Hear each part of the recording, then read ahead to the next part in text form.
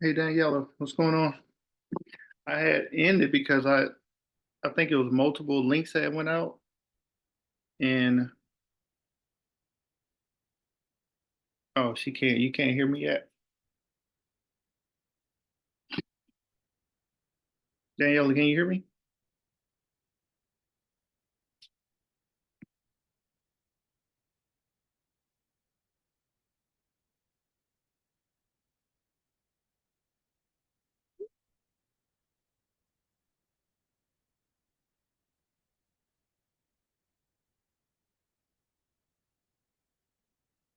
It said your it said your iPhone is connecting to audio.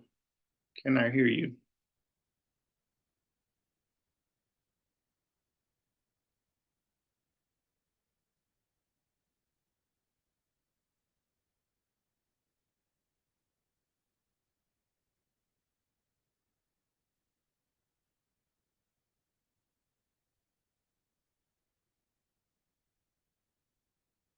You might need to.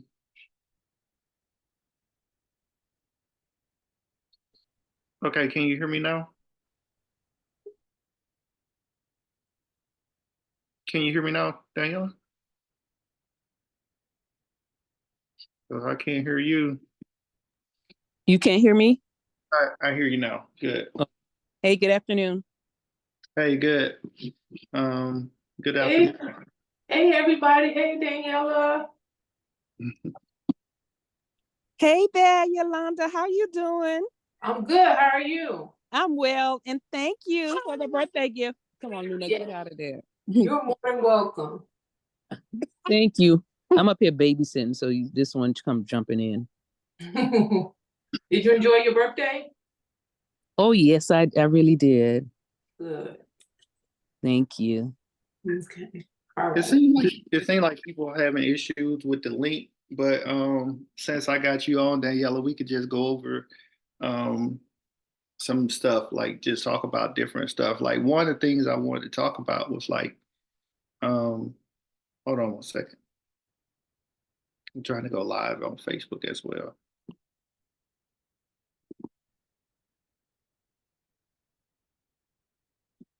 and it's taking forever.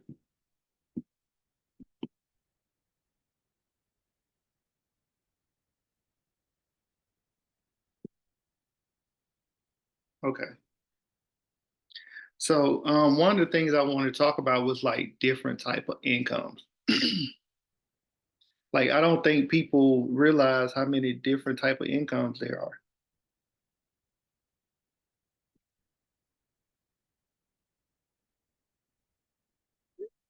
And most people just is only one type. Most people only have one type of income, and that's earned income. That's from like either you work in a job or you have your own business and you get paid from salary, wages, commission, or bonuses, right? That's the main source of income most people have. But it's so many more that people don't even either know about or consider. Are you guys hear me? You hear? Yeah, I never even thought about it that way. Good point. Yeah. The next one is that we hear it's like 12, 13, but it's one more that get passed around a lot, and that's passive income, right? And passive income is through like rental properties. Um, you got your rental properties, you got your limited partnerships, and other enterprises, things like that, with your passive income. We can have a meeting in the pay go out without me. And another one is portfolio income. That's through like investment, including your dividends, your interest, your capital gains.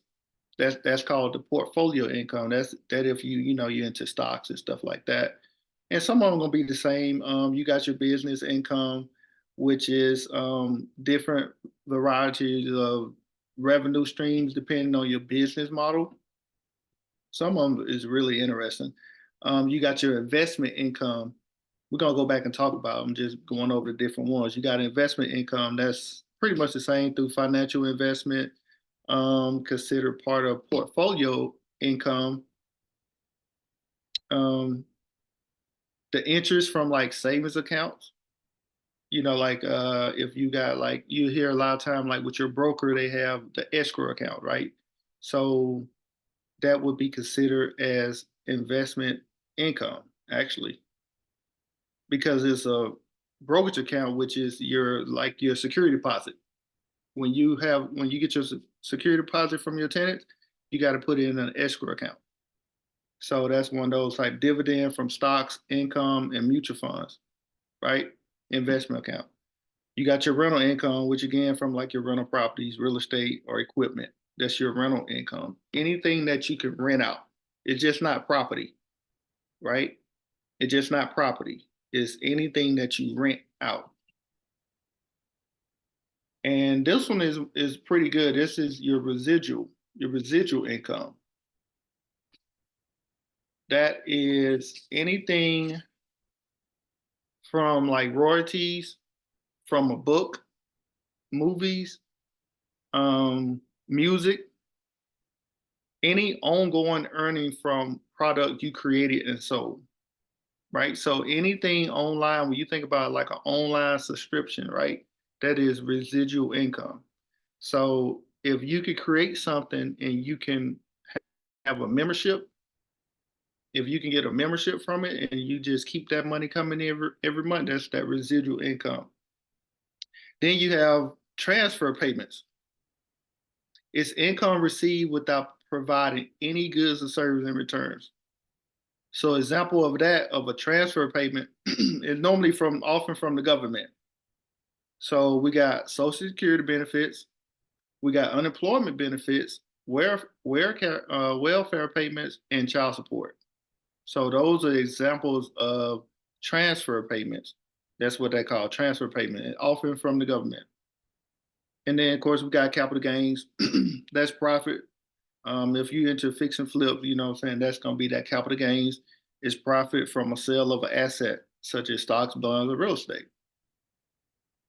And then we got the annuity payments. That's from like retirement annuities, structured settlement payments. I guess you got to be either retired or old to get those. And your pension income, pretty much the same. It's a pension from the government pension benefits. Um, that kind of self-explanatory, the pension. Then you got alimony and child support, right? So have you, is there anything on that list that you did not know about with a different type of incomes?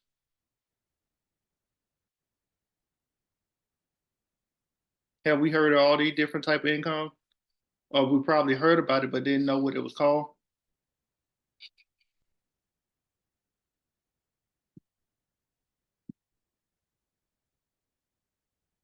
Definitely heard about them. Some of them not as familiar with as I am with others. Mhm. But like Daniela said, a lot of times you don't think of that way. You think of like the main three. So something like income from your work, any type of interest income from stocks and stuff like that. But a lot of the stuff like the annuities and stuff like that, I have to look that up a little bit more. Yeah, yeah. But if you're looking to get into some kind of passive, I think searching residual income, something that you could get paid off monthly, where you kind of create something and you get paid multiple times, you know? So like the ebooks, anything like that you can get a subscription and get monthly subscribers and uh to make payments to you. So yeah, got it. Yep. And the reason why I'm going over this too, because I did my budget calculator. I'm gonna pull it up. I'm gonna send it to you guys. So I'm gonna give it to you for free. Hold on a second.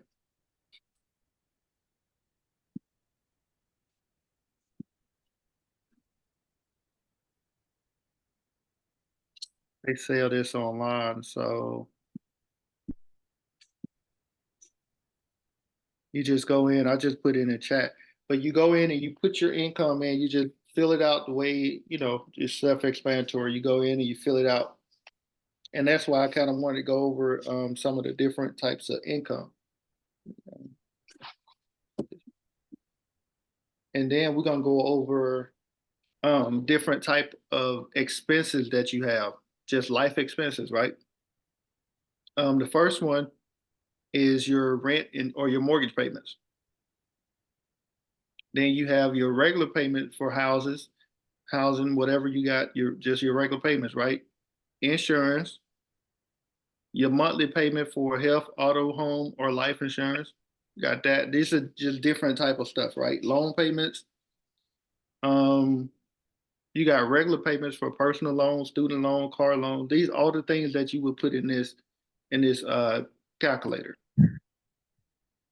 You got your costs for essential service like water, electricity, gas, property taxes, annual taxes, subscriptions. We just talked about those. Um, let's see, budget and fix. And then you got your regular ones like your groceries, your food, entertainment costs, activity like dining out, movies, concerts, habits, bad habits, transportation, clothes, like whatever you spending money on, right? Whatever you spending money on, you would go in there and you would add into that budget calculator on a monthly basis. So when you spend money on something, you just go in there and you add it in there. And once you do that for a couple months, then you start to track where your money is going. You'll start to track how much money you got coming in. So if you got any of those things we just named, right? Child support, transfer payments, any kind of payments like that, you would put in the income side. And all your expenses, you're gonna put it on the expense side, right? And then they're gonna keep track of how much you got coming in and how much you got going out. So if you got more going out than you got going in, then you got to dial it back a little bit. That's where you got to get on a strict budget.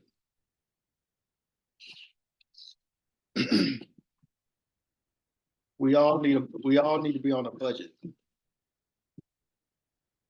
That's the key to it all is getting on that budget. That's why I created this budget in the app. It's free, so just go ahead, click on it, and you download it, and you can just use it every single month. Every week, you put in something in there. And it's important to make sure all that your money is accounted for too. So all the money that you have coming in to make sure is assigned somewhere. Mm-hmm. And then keep track of it to see where you are in line with like your expectations. So if you say you spend $500 a month on groceries and you actually spend $600, you might want to make some adjustments there. Or if you set aside $300 for miscellaneous activities, entertainment, you going over, you need to make some adjustments there. So it's good to make sure that every dollar is accounted for.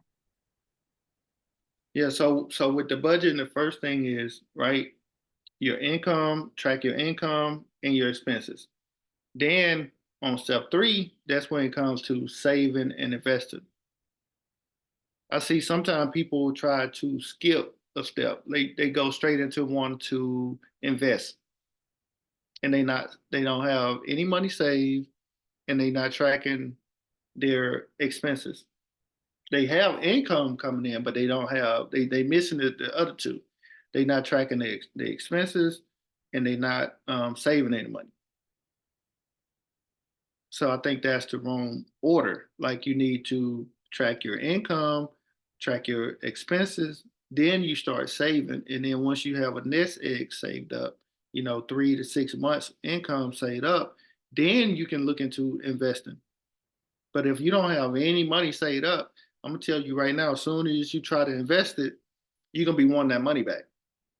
Either you're gonna go and take all the money back out the account, or if you invest with somebody, you're gonna be calling them up and say, look, I can't do it no more. This happened, that happened, I need my money back. So it's important to save. Don't skip step 3 is saving. You got to start saving. Do that sound familiar? Know anybody like that? They try to start investing first, and then some came up, life happened, and now they want their money back. Mm-hmm. It's not going to work. That you know what I mean? What do you think about the high yield saving accounts with the high interest rates that you see all over social media and the commercials for? What do you think about those? I don't particularly like savings account. I think if you're older and you like and you don't want to take that risk and you just want to put your money somewhere and without being too risky, then maybe. So, But but what when you were saying like saving an X amount of dollars, right, before you decide to oh invest, right? Would you think that the high yield savings account would be a good tool to use, a good instrument to put that money in? Because the return on that, those are usually way better than like your normal savings account yeah, to put yeah, away your 3 to 6 months. yeah. I think that's fine. But really and truly, you could just put it into a money market. You could just What- just stick What's it the into the difference money. between the money market and the high yield savings account? What's the benefit of the money market? Well, the money market is like your brokerage account, right? So as a high end savings, it may be more, but with me, when I started out, I just used a brokerage account. Um, that's just what I did. Like I don't think it's any wrong, but it's not like you have it sitting there for a while. You have it sitting there for a while, so you definitely need that nest egg. But if you want to do the high yield saving, I don't think it matters if that's what you want to do. Me personally, I don't care how you save it. You just need to have it when something happens because something gonna happen. Like it just. But the thing is, you need access to it right away. You know what I mean? Mm-hmm. As long as you could get access to the money right away within 72 hours, I think you're fine. Yeah. Is that Just possible? Is that one of the stipulations with the high yield savings account? Once it's there for a certain period, or do you still have access to it? I'm not sure. I'm not Okay. sure with the high yield saving. I never did a high yield saving. To be Okay. honest, I just do the money market. Either that or just a regular savings. So the money market, what are the benefits of it? What's the difference between that and a regular savings? Is it a higher interest rate, a higher return? So what's the purpose of the money market over the normal savings then? Mm, Are they investing it? Like what's the difference? no, it's not invested. It's not invested. So when you empty your, just say you got IRA or you got any kind of stocks, right? When you take that money out, it goes into your money market and it just sits there. So it sits over there, and then when you put money in your IRA, you got to first put it into your money market, and then from there you transfer it over into your different investments. Okay. Yeah. So basically, just say I want to liquidate my IRA or some, I can only take out what I put in. I can't take out the capital gains, right? So when I take it out, it goes into my money market, and then from there I transfer it from my money market to my regular checking account or savings account, whichever one I attach to my money market account. O- So, like I say, I don't think it makes a difference one way or the other. You may get a little bit more money on from your market account than you will like a regular savings account, but it's so small. Like I don't think it's gonna matter, right? Like if we ain't talking about putting like $100,000 in there, we only talking like 3 to 6 months of your maybe 10,000 at the most, you know. Mhm. So I don't think you're gonna be getting that much interest off of it, even if it was 2%, you know. Got it.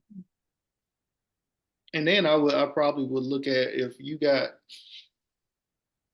like 6 figures, I probably would look into if you want to invest that. I wouldn't just invest it right away, knowing what I know now. I would get a insurance, go through the insurance route, get an IUL or one of those products, and go that route. So that's one of the routes I would go. So after we learn how to track our income, after we learn how to track our expenses, after we start saving some, and then we get into investing, um, that's where the credit gonna come in place big time, right? Why is credit so important?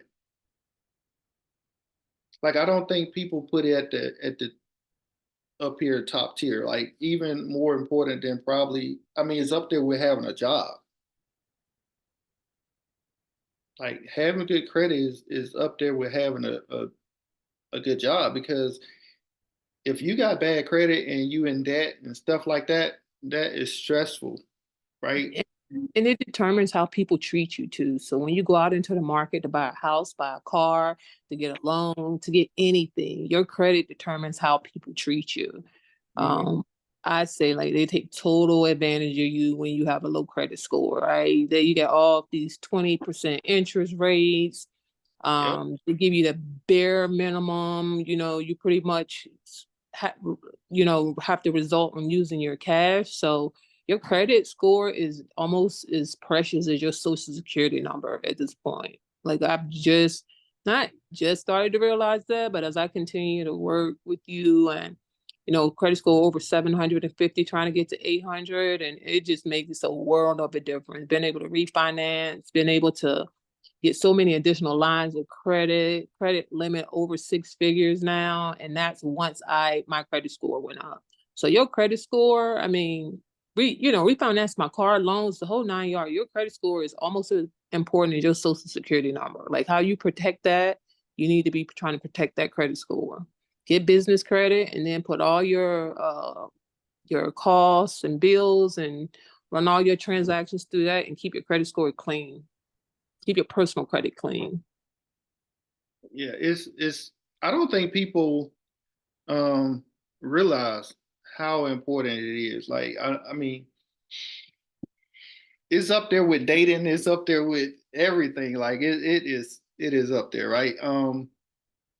But then once we manage that credit, or once we get a good credit score, the next thing is you got to manage your debt. Okay, you got the credit score, you got the good credit score, right? But if you got a good credit score and you ain't doing nothing with it, then that kind of defeat the purpose of even having it, right? So of course, what we want to do, we want to put debt on that credit. So you gotta learn how to understand debt, and good debt versus bad debt. Yeah, have you ever heard of good debt versus bad debt? Somebody give me an example of the difference: good debt versus bad debt. So good debt is my rental property that's paying for my mortgage and giving me an extra $500 of passive income. Good debt, building equity in the property getting paid off and making additional income over and above the cost of the note. Hmm. And bad debt is something. Maxing out your credit cards. Yeah, where she was just talking about the interest rate, right? When you got bad credit, guess what you're gonna get? You're gonna get bad debt. I promise you, because that interest rate gonna be high. I remember my first truck I bought, that thing was 16.99%. Yo, they killed me. I thought I had a good deal. I didn't know no better, right? That's bad debt. So you got to understand that's the thing, right? You got to start learning this stuff. You got to start learning, like, when you getting all this money, you got to learn how to manage the money once you get it. Because when you get that 750, 800 credit score, it's not going to come with a manual on how to manage that debt when you start getting the debt. So that's something you got to learn. You see what I'm saying? And when you get all that additional credit, it's really enticing. So you got to have discipline and self-control. Otherwise, you're going to be right back where you started. Hmm. And then paying it off is method to paying it off. One is called like the snowball effect. Um, Another one is paying high interest, paying all your high interest ones off first. So your debt that has the higher interest, you want to pay those off first, right? And then you ever heard of debt consolidation?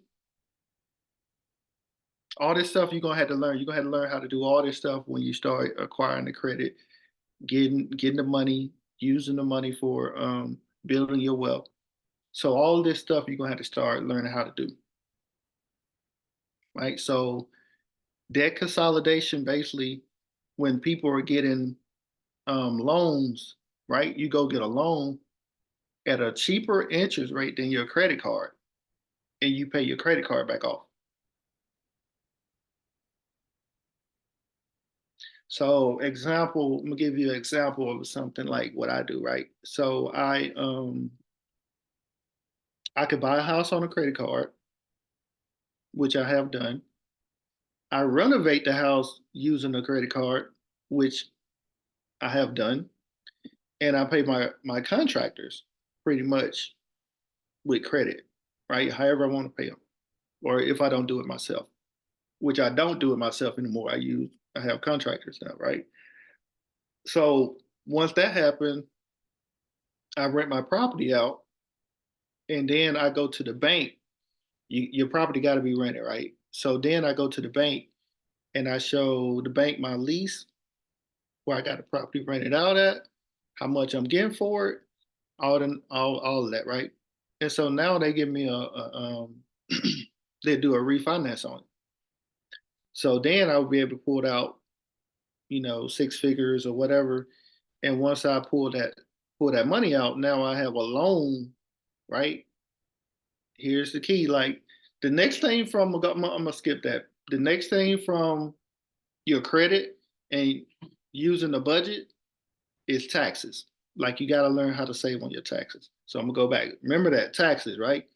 So now you don't pay taxes on a loan. So it's different from capital gains. You're paying taxes on that capital gain. So now I go get a loan against that property, and I have my tenants paying back that loan, and then I pay off, the credit cards.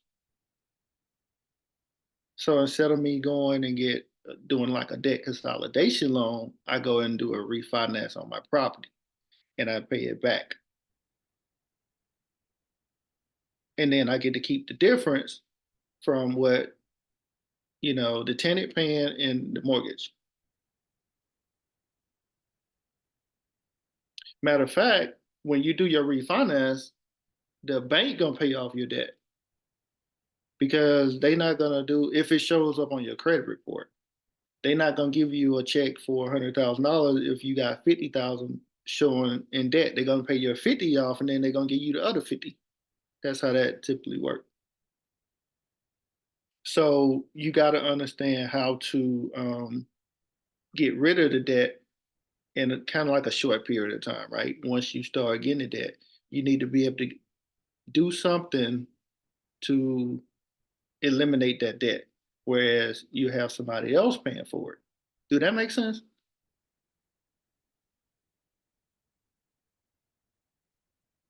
If this makes sense, let me know.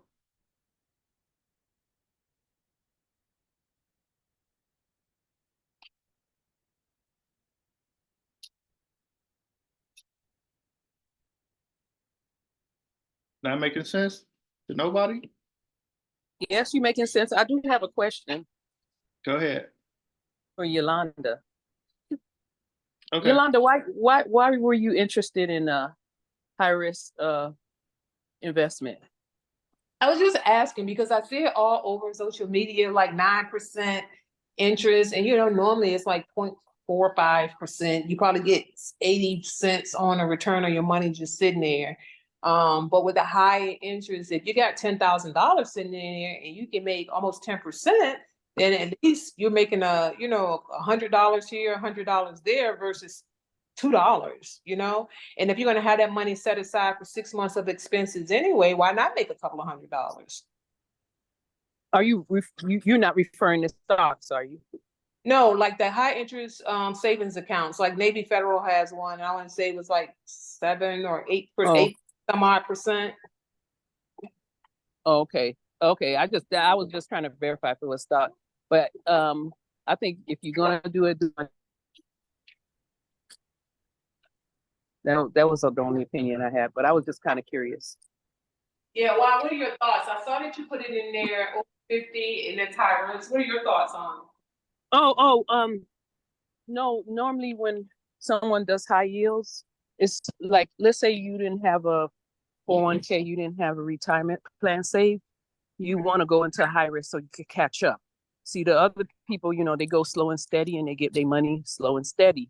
It's not a risk. But if you like old like me, or like you up there in age and you don't have no savings, you need to take a risk all day. It does have you do take a big hit, but you take a big benefit from it too. So if it's doing good, you get a nice income. But money market, I mean, I know Fred mentioned it briefly, but money market is I would say a good way to go because you get more back from the money market than you would get from that high yield savings. So I would say I got 401k, of course, through my job or whatever. Been doing it for a while, so that's really not an issue. And I do high risk, so like you said, high risk, high return, right? But I also started my Roth IRA, and I don't have it invested in anything. And so at the end of the year, when I get my bonus from work, I just drop it in there, and that'll cover the max that they allow based on my age, right? But I just have it sitting there. So I was telling Frederick that I had signed up. I had just bought another course, so I can understand investments with stocks and stuff, so I can determine what companies are the best companies for me to take that money in. Because everybody say the S&P 500, okay, the S&P 500, but my yield for my 401k has beat the S&P 500 for the last 4 years. So I get the S&P 500 is safe, but my 401k return has beat the S&P 500 for the last, I want to say 4 or 5 years. So I signed up for a course this morning, as a matter of fact, so I can learn more about picking the right companies to invest in, because I'll have another bonus coming soon, and I don't just want to keep dropping my money and just letting it sit there. I don't care if I make a few $100s; it's better than making nothing. Okay. Let me interrupt. So your money right now just sitting in the money market. So you need to put it in an index fund, which is the S&P 500. So like COO, QQQ, stuff like that, right? Well, no, the S&P 500. Even you got to look at it like this. This is what people fail to realize. Even if you think you're making more money than the S&P 500, if you in a mutual fund or ETF, they have hidden fees. Like they have management fees. They fees are higher. When you go to who you with Vanguard? Principal. Okay. Either way, you could go look at the fees, right? Look at the ratio, look at the expense, like the fees that they charge. And you will see that the index funds is much lower than the mutual funds and the ETFs. So, and then this is compound. You think about compound interest over, I mean, what people stay on their job 20, 30 years. So the 401k is invested in there, right? It's invested in stocks. So it's compound interest. That's how I've got over 6 figures in there in a few years' time. So that's from compound interest, because I didn't deposit 6 figures in there. Exactly. But what I'm saying is those fees that you're paying is going to be also compound, right? You making money on compound interest, the fees is also going to be compound. So over time, you're spending a lot of money for a managed account. When I had mine, I would do active manage. I would manage my own account, because what you could do, you can actually log in and see what mutual funds your company is invested into. right? They're gonna have a couple different ones, but you can look and see which ones they're invested into, and then you can opt out of the manage account and do active, and then you could just invest the same amount what they doing, and you just save more money that way just by doing that alone.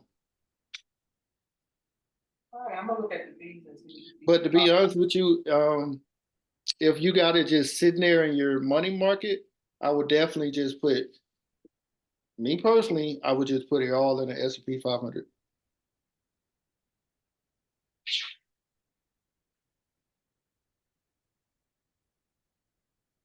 Gotcha. I'm That's, going. that's These are. I'm interested in all. definitely never ever do a single stock. Like I don't even think they would. It's only certain many that they're gonna let you put it into anyway, and I don't even think you have an option to do single stocks. So when you say companies, it's not going to be a company. It's going to be a multiple companies. It's like the multiple ones, like the Vanguard and different ones that they have up there. That's a mix of accounts. And then you can do like low risk, moderate risk, or high risk. Yeah, yeah. But like I said, it's a couple. It's a couple more that's okay. But overall, when I look at all of mine, by far the S&P was outperforming all of them. And then, like I said, another big thing is you want to look at index. The fees are going to be cheaper. Just compare them. Like I'm telling you, when you go in there and look at the fees for the index funds, look at the fees for the mutual funds, look at the fees for the ETFs. The index is going to be much cheaper. And this is compound what you're paying them year after year, you know? So you'll save a whole lot more money going that route. Even if you thinking you making more money, by the time they get through hitting you with the fees, you're gonna realize that you would have been better off going with the index.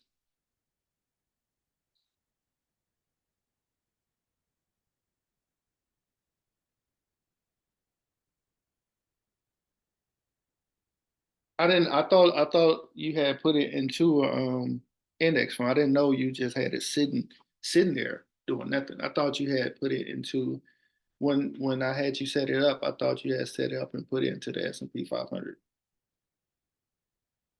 No, you know what? I remember we was gonna roll it out. Yeah, we talked about it. You forgot, but we talked about it. It's just been Yeah, sitting.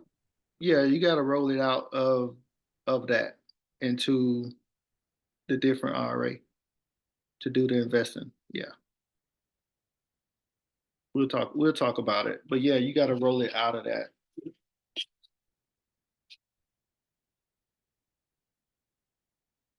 But if anybody else, if you have just say the 401k with your job, right? If they max, just say they contribute up to 6%, they match up to 6. You don't want to invest 10 into your before tax. You only want to invest what they match up to, and the rest of it, just say you invest 6 in the before, and then the other 4 you're going to do after tax. And the question I like to ask, do you think taxes is cheaper now or going to be cheaper later when you retire, just say 10, 20 years? I'm chilling here. Do you guys think taxes is cheaper now or going to be cheaper later? Definitely now. Everything goes up. Inflation. Taxes is definitely cheaper now, right? So that that's why the Roth IRA is so important. You want to invest your after tax dollars now.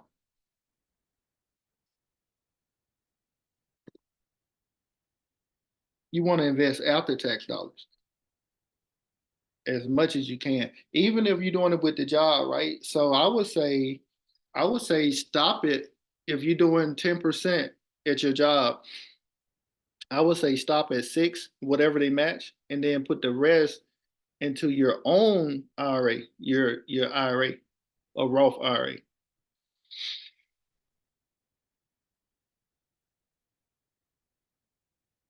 And everybody should have a Roth IRA. Like that's you should definitely have a Roth IRA because the benefits. I was able to take money out, buy a house with it. Um, whatever whatever you have going on, if you need money for anything, you can take it out, the money that you put in, and now you can put like 7,000 a year in, and then you're gonna get, just say you invest into the S&P 500, you're gonna get, your investments off of that. So everybody on here should have an IRA. Like you can go create it yourself, like through a brokerage. And a lot of banks offer it, but I probably would go with like Vanguard, one of those bigger companies. But just Google Charles Schwab's. I have one with them. Fidelity, I have one with them. So you can have multiple brokerage accounts.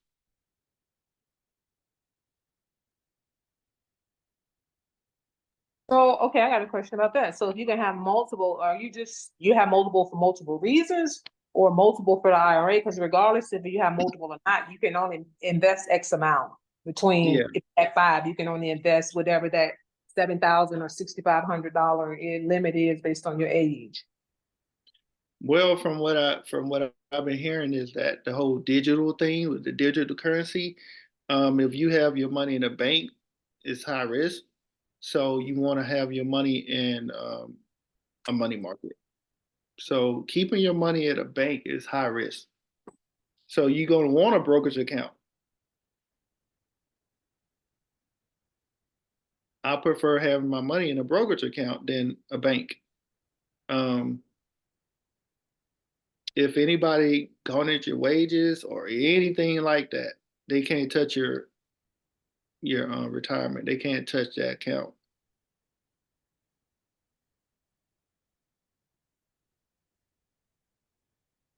They could put a freeze on your checking account, but they don't put no freeze on your retirement.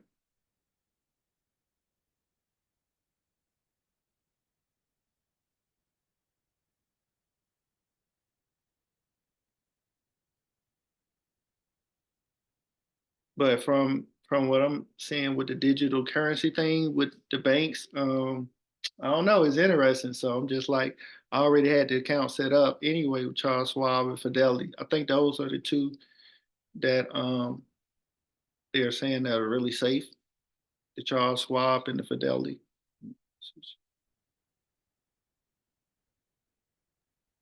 Can the IRS still take it? I don't put nothing past the IRS. Like that's something different. Like the IRS, I don't know. Like I'm gonna have to Google, can the IRS take money out your retirement? Like that's a question somebody need to Google and let me know because I don't know. If your name probably attached to it, the IRS probably could take it. But it's still ways around that, like through trust, right? Through trust, you can hide anything. Like that's the whole thing with trust. Like you can just hide stuff. So if you worry about the IRS, then you just have to structure it different to your name ain't even on it. And then even with a trust, that's a private document, right? So your name is not on it anywhere.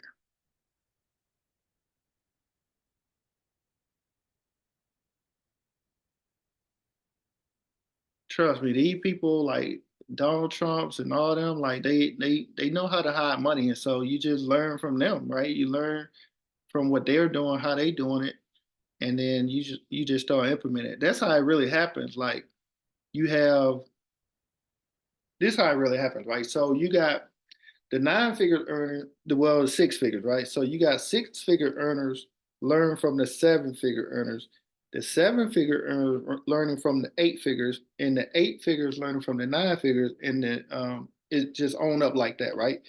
But so when somebody that makes nine figures go learn from a billionaire, they come back and teach the person that makes eight figures.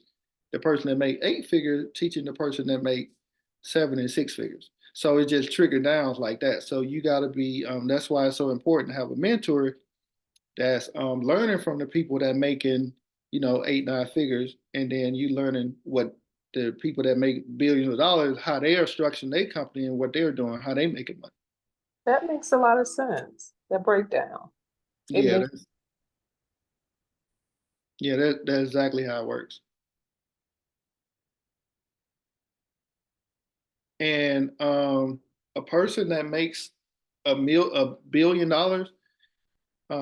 they would not even talk to a person that make 6 or 7 figures, like for us trying to mentor them, because they not there, they not understanding. So you got to learn from somebody that's right above you, right? So if you at the 6 figures, you need to be learning from somebody that make 7. Don't go to somebody that making 9, because you're not mentally there yet. You know what I mean?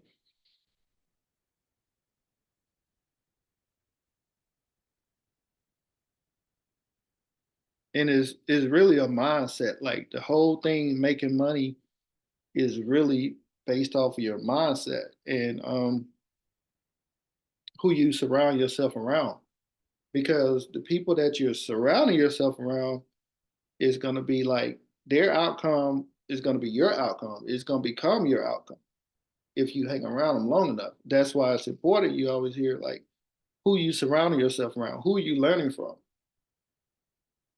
So the person that you're around, if they're not growing and they're not learning, then and you hanging them around them all the time, you're gonna be just like them, right? So you want to be around people that can teach you and that you can learn from. They say you hang around 5 smart people, you end up smart. You hang around 5 dumb people, you know what that means. Yep. Did anybody see if IRS could take it out your account? I'm gonna just go ahead and probably say, yeah, I think the IRS can take anything from anybody. If you're in the US, if you're in the US, I think they could take anything from anybody.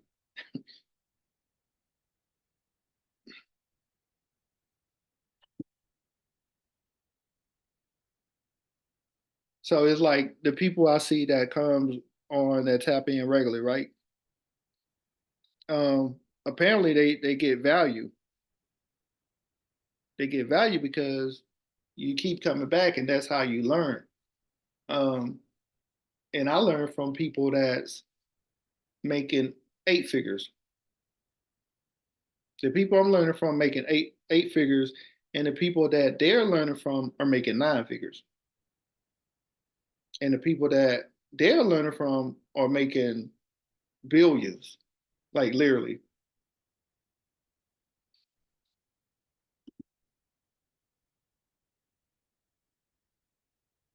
And it's not hard. Like it's not hard even to be around them, to get access to them. It gonna cost you. Like you could be in a room with them, with a billionaire. It just gonna cost you money. you know.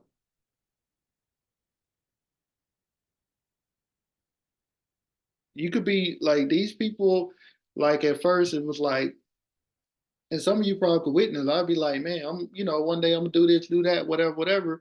And now I'm in a room with a lot of these people, and it costs money. The only thing between you and whoever is money. That's it.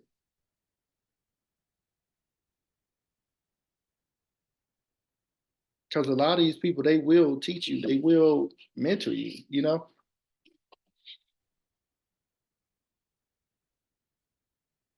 Some of them make you fill out, like application. It's an application process. So some of them, like you got to meet certain requirements um, to work with them. But for the most part, they will. You can work with them. But like I said, when it comes to certain people, you got to meet certain requirements before they even work with you. They don't even care about the money. You got to meet those requirements first.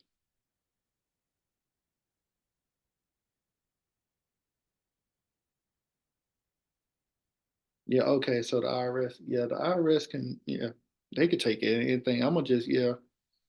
Do that make sense, guys?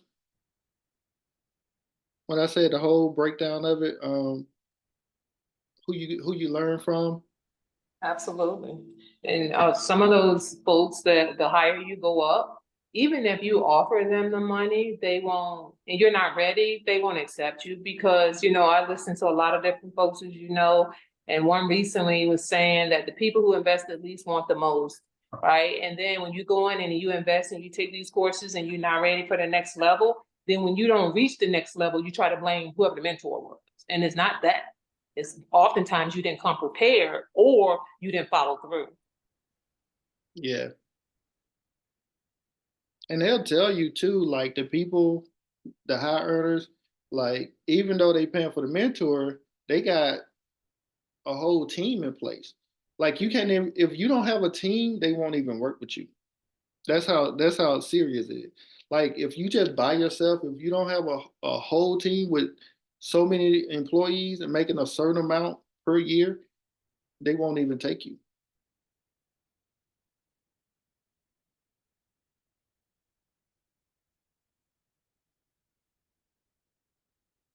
And that's just real. Like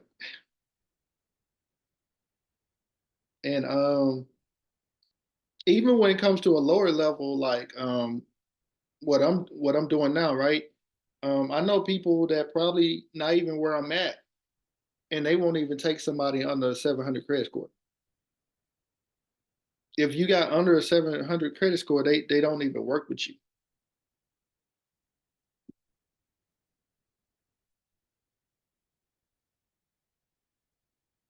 Like I got Blue on Blue. Do you do funding?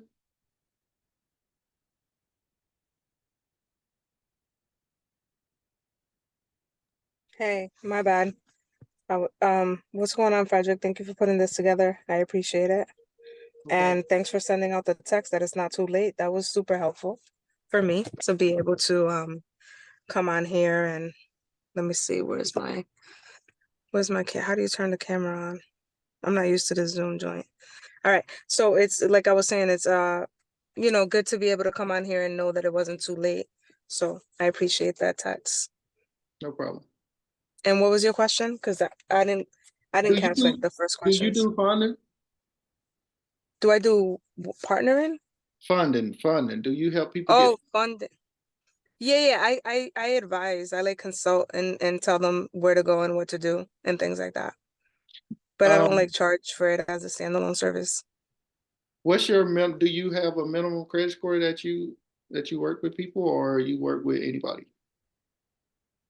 So because I don't offer funding as a service, I try to meet people where they're at. So if they can afford, right, to work with me, you have to be at a certain place, right, to be able to afford to work with me. If you can afford to work with me, then you can afford to do the things to get yourself right. So whether it's credit that they have to leverage, or funds, I try to get them in position to do what it is that they have to do. So for me, credit score isn't a reason why somebody wouldn't work with me if they have money. Okay, so you don't do the funding for people. No, I do. I do the funding for people. But like if they have low credit, it depends on what's happening. So I would look at their credit profile. I would optimize it, tell them what to do. Depending on what we need to do, then that's what they would do. And then once the results are where they want it to be, like their score goes up, that's what I do. Like their scores go up, and then we're able to do whatever plays it is that they need to do. Okay, I So got like you. what score are you thinking? Like what's the number you're thinking about? Is there a number? But no, yeah, it is a number. Like Let me certain try to people. understand. Yeah, where is this coming from? Go ahead. No, certain people don't work with. If you got under a 700 or 720, they Oh, not that's even. not me. Huh? No, I got people in the fives and the six, fours. Well, they ain't getting no funding. It depends what they're trying to do. So like if you're trying to flip a property, then that doesn't matter. Yeah, that no, yeah, that's You know what I'm saying? For me, like not if they're leveraging my relationship. So like if they're trying to flip a property and they have cash available to put the earnest deposit, whatever, you know, whatever needs to get done, or if they have a business, if they have business credit developed, then we could leverage that, which with no PGs, in order to be able to get things to, you know, a Lowe's card, you know, Home Depot, any vendor, suppliers, you can get credit lines through your So, business, even so if your we talking about funding somebody. is. Yeah, we talking about people that literally pretty much just starting out, right? We're not talking about people that got rental, that got properties, that flipping properties. We talking people that's literally just getting into it. So what I've come across when I talk to people is a lot of people think that they don't know anything about real estate and they're just getting started, but they own like a house, or they're a landlord, or they have two houses, but they don't know how to scale it. So are we talking about people who are not in those positions? So no, You're talking about, okay, but do they have a 9 to 5? So yeah, this is the thing with me. So this is the thing with me. I look for hidden money. So like even if somebody doesn't have credit, they might have money that they don't know about. So like I try to find ways to help them find their money. Like I was talking to somebody today and they told me they had X amount of dollars in the bank and X amount of dollars in a shoebox. And I was like, okay, do you know that if you put X amount of dollars in this place, it'll still be liquid and you'll be making $400 a month. Right now you're making $1.49. So that right there, we just created, you know, whatever that is, $5,000, $6,000 a year that he's not creating because he's not making a right move.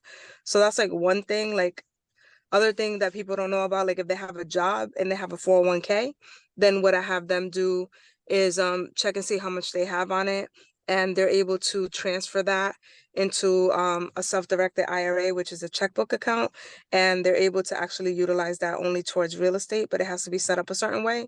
So they're able to utilize their funds without paying penalty taxes or paying penalty taxes or what's the other thing that they charge you for? My bad. I'm saying two different things together. Penalties or taxes. So they don't have to pay that. So it could be transferred over to an account and they could literally utilize that to invest in real estate. So a lot of people don't know that too. That's another way to create money. So depending on the plays, like there's just some people have life insurance and they have cash value to it that they don't know about. Um how else have I found people money? Sometimes people are paying for things. Like I had one student that was paying like $626 a month for credit consolidation. So I had her stop that. She was scared. She didn't want to do it. Like we had like 2 meetings. I'm like, you still didn't do it? I was like, all right, we're doing it right now. We got on the phone, we did it together. And she literally was paying it for like 6 years. And she paid more than the debt that she had. And we removed that. That's a bunch of savings that she made on that. There's like little things like that. mm. There's uh, ways, like there's always money somewhere. Or they can have a partner, they can leverage their partner's credit to help theirs if they get added on as an authorized user. It all depends on the circumstances. If they have like a large savings and they can pay off some debt, if they have enough credit to be able to get a loan, they can pay off some of the utilization. Again, it depends on the yeah, see, situation. that's what I'm saying. Like we talking about people that wasn't familiar with any of this stuff, right? And because if they had the money, then they probably would have the credit. Like sometimes, unless they like streets, you know what I'm saying? They don't really know about credit and have good money. Most from what I'm seeing right now, people just have good credit. Just if they got a good job, a lot of them they pay their bills on time, but they don't know what to do with the credit. That's kind of like what I'm seeing with a lot of people. They don't really know how to structure their business. They don't really Hmm. know how to get fund. They don't know what to do with the fund, and once they get it, so it's more so like that. Someone asked the questions like, um, "Why I would didn't you understand have the to question. work? Yeah. Why would you have to work with them on getting a score up?" Daniela, do you think you can explain your questions so I could try to answer it?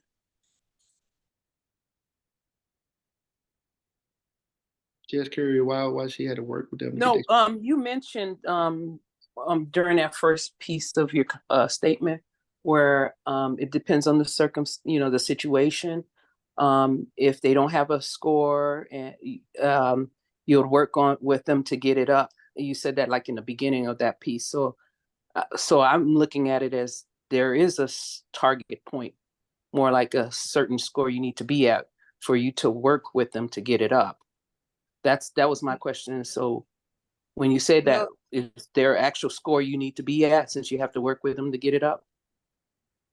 no, there is not a score requirement to work with me. Okay. Frederick, are these your students? I guess I'm trying to understand the audience. I don't want to like, are these your coaching students, or are they people who are in your network? Oh, this is a free webinar. So, I mean, Okay. yeah, this is a Okay. free webinar that I do. And trust me, I'm not trying to be condescending. I was just trying to So I don't see. feel that way. Okay, No, no, I don't because feel that way. No, coaches do. I don't want to say things, right? Like if you're okay, so we're both coaches. That's why I didn't want to like overstep. Frederick and I are both real estate coaches. So Oh, for people to work with me, I do not have a credit score requirement at all. okay. That's what I'm saying. So I don't have a credit score requirement. There are people who are like, you have to be at this score in order to work with me. Yeah, I completely understand that. I am not one of those people. Yeah, I Okay. didn't know if you were. That's what the whole thing when me and Yolanda was talking about. Like, it's certain coaches out there that you gotta have. You gotta have a minimum of all type of stuff, right? You gotta have all type of stuff. You gotta have in place already to work Mm-hmm. with certain people. That I didn't know if you were or not. That's why I asked you. Do you have to have a certain credit score to work with you? Yeah. Um, I'm probably still trying to get on Daniela level. All right, like to be honest with you, like I don't want to put you on the spot, Daniela, but I'm still trying to. She was like the first person I ever seen with like a 846 or something. It was crazy, and I That's was really just good. yeah, it blew my mind. So I got one of my students up to an 826. yeah, That was nice. and I think the highs I was 843. And ever since I seen that score, her score was 846. I've been trying to catch it, but I can never get there. You know what I'm saying? So my hat goes off to her because she's the queen of credit, She right? didn't give you the sauce?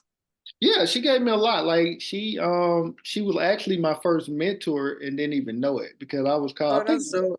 I think I got on her nerves a lot of time because when she was trying to mentor me at first, it was like I rejected, right? I ain't want it. I'm like, you don't know what you talking about, woo woo. And then as she kept on talking, because we was in real estate class together, as she kept on talking, I'm That's like, funny. she's starting to make some sense, a lot of sense, right? And so she was flipping, and so she just taught me all about the flipping. Um, she's a Oh, so master. we're the same. We're the same then. She's a master at tax liens. I'm gonna just give her flowers. She's a master at That's doing what's up. tax liens, flipping property. Um, other than myself, I'm just being real, right? Other than myself, I probably don't know anybody that has bought more properties. Yeah, More that's just properties than you. yeah. Got you. That's what's up. Daniela, how long have you been in the business? She's shy. Oh, okay. No Nah, worries. It's not shy. I have a hard time getting to my mute button. I'm more quiet with it. But as far as sleeping, um, uh, Or just real estate in general. 2015. Real Okay. estate a little bit before. Let me see. Uh, 2008, and then the flipping came along in 2015. That That's was more amazing. like by accident, but yeah, By that accident? came along. Yeah, by accident. Mm-hmm. So that came about 2000. 2015, I On think this is what damn you house said. is only you try. When you It's sell it, and breaking then up. like the stuff came about that I did it for that, for the income. But Fred does have some great ideas on me. I did keep, because back then people were taking cash out, keeping it, let the tenant pay. Taking cash out, keeping it, and that's what I should have did. Because who would have known the market would have been this crazy? That's Yeah, some of the advice I probably didn't take from her, right? Because she was flipping a lot, right? She was flipping a lot, and I was like, I don't know what made me go that route, right? I just said, you know what? I'm gonna keep mine. I'm not gonna really flip them. I'm just keep them. So I would buy them, and I would keep them. And I mean, and don't get me wrong, like them checks was looking good. I know she was showing me her HUD settlement statements. Like when she do one, she'll send me a picture and show me her HUD statement. I'm like, woo, you know what I'm saying? But I was like, nah, I'm gonna just go ahead and keep mine. You know what I'm saying? And then next thing you know, like some of them tripled in value, and I'm like, whoa, you know. So and I think I always, I probably always told her like, okay, you need to start keeping some, and this and that. So I think she's definitely, you know, she's on it. She's on it. She's doing her thing. You know what I'm saying? For a female that flipped, probably one of the first female I knew that did it at a crazy level. So yeah. that's what's up. Daniela, when you were talking, a lot of it broke up for me, so I couldn't hear everything you said. I mean, when you answered me, I kind of figured out what you were talking about. It was more like score didn't matter as long as they had the money and you were helping them pull it out of all areas. But when you had made the first comment, I was like, a score does have value here based on your work with them to bring it up. But then when you made that comment, it's more like you were saying, yeah, I helped them pull out money in every areas that they don't know they have. And that's how, in this case, in essence, money talks versus that score up front. Is that what I think I computed, or I could be wrong? Yeah, because the score can be manipulated with money, number one. And number two, you don't need money to flip a property. I mean, you don't need credit to flip a property. I mean, I get what you're saying. You don't need credit to flip a property, but some of the investors do, and I credit to make the money, and then everything else. I missed what you said. You said some of the investors do, and then it broke out for me. Oh, okay, some of them do, because I guess more of the ones that do is because they're more private. And I could get that point. They're more private and it's higher risk with the private person. But for what you were saying, I got it now when you answered the question at the end. I kind of got what you were saying. It's more like that person that you're dealing with, they normally have some money somewhere and you're able to help them, put that together and make a portfolio for themselves. Correct. Like my thinking is like anybody can get it. Like anybody, if you just want, if you have the want and desire to make something happen, then you're gonna be able to do it. Like I bought my first property with a borrowed $450, and from that property, I did so many things, but I was able to sell my property twice, my first house twice, and I made six figures both times. That's with a beautiful. borrow. It started with a borrow $450. So my whole thing is like, don't let nobody tell you you don't got enough money to buy a house. If you want it, there's a way. Mm-hmm. So that's just my thinking. Oh, okay, I got that. It makes sense. But I guess and they get to leverage my relationships too. So I have relationships with lenders who will give you 100% plus construction. You know what I'm saying? Oh, that's beautiful. And see, me, I was like, when it comes at a cost, though. It comes at a cost, right? Like somebody with an 800 credit score is not going to want to do something like that. But somebody who's in need and was trying to get it out the mud and trying to make something of themselves, yeah, then this is what you got to do. And I come at a little steep cost at it. But I guess when Fred was talking and you were talking, my mindset was more like kind of narrow in the sense of what he was talking about. I was looking at his point of view because he's more catered to the people who don't have money and how to get your credit so you can use that to make money. So I was like looking at it in that mindset. So when we talked, you spoke a little bit afterwards, I kind of get where you were coming from. These people have money. They don't have that other piece, but you make it work however way with something, as long as they have something to come to the table with. Yeah, so like if somebody doesn't have money, it's gonna be hard for them to pay for a coaching class unless, I mean, they could put it through a payment plan through like Afterpay or Klarna or something like that. And then, but then at that point, we got to figure out how to make that money, right? So whether it's wholesaling a deal or something, we got to come up with a plan. Yeah. Okay. And one thing about what Daniela just said, I'm more catered to people that really don't have the money or the credit or this and that. I know that that will change. That if they don't have a certain credit score, that I'm probably not going to be able to work with them. But now, as far as right now, I try to help people get to that next level. Um, and it's challenging, like the because it's not that easy to try to change a person's mindset, and that's basically what it is. Like you gotta want it. You really gotta want it, like bad. You know what I'm saying? So, trying to change someone's mindset to get to that level is like I'm teaching you those strategies, not just about credit, but it starts with your mindset. So that's what I'm realizing when we talk about credit, it starts with the mindset. And now that as some of you probably know, I'm getting into like building like new construction. So I will have less time to kind of focus on transition somebody mindset, right? So they're gonna have to come to me already ready, you know. So I could probably refer them out to somebody else, but when it comes to like working with me, and a lot of it intimate, right? It's more one on one. A lot of times, I'm answering the phone, doing stuff, walking them through their stuff. I'm just not gonna have time for it, to be honest with you. With that, assisting people with their personal credit, like they need to already be at that 700, and then we're gonna just go from there. Because if you already at the 700, there's no waiting. Like if you come to me and you got a 700 already, um, within weeks we getting you money, right? So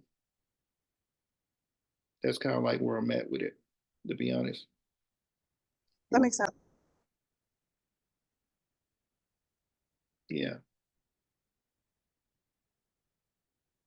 and I don't want to do because sometimes I realize Lou, you was on the call when Marky was talking about people getting the money and then they just mismanaging the money, and you're gonna learn a lot about those people, right? And then they're gonna start kind of blaming you for it when I'm not the one that's spending your money. You are. You the one that's, kind of mismanaging your money. So it starts with the mindset. That's where It's the discipline and self-control come in, because if you don't have that discipline and that self-control, you see that money in that account and you start making all the wrong decisions. Trust me. And I mean, if you never had that type of money before, it can go real quick. You could spend it real quick, and you spend it on the wrong things. Um, that's where that good debt and bad debt come in, right? And those are all the things you got to learn, like within credit. When we talk about credit, we talk about multiple things, not just a credit score. Your profile is one. Managing the debt, managing the debt comes with a lot of stuff. Like I said, you got to know which ones to pay off first. Um, if you got credit cards, you know that the credit cards report on your credit utilization. You want to keep that under a certain amount. And then if you got, a lot, then you need to go get a loan before it get out of hand, because once it get to a certain level, now the bank's going to cut you off. So you got to understand all this stuff about credit before you, I think really before you get into the investing side of it. So you really need to get um, the knowledge and learn about credit before you can really start investing and leveraging your credit. Because that's what it's about. That's how you get to that next level, is learn how to leverage credit. And once you can learn how to leverage that credit, then you can use it to buy your assets.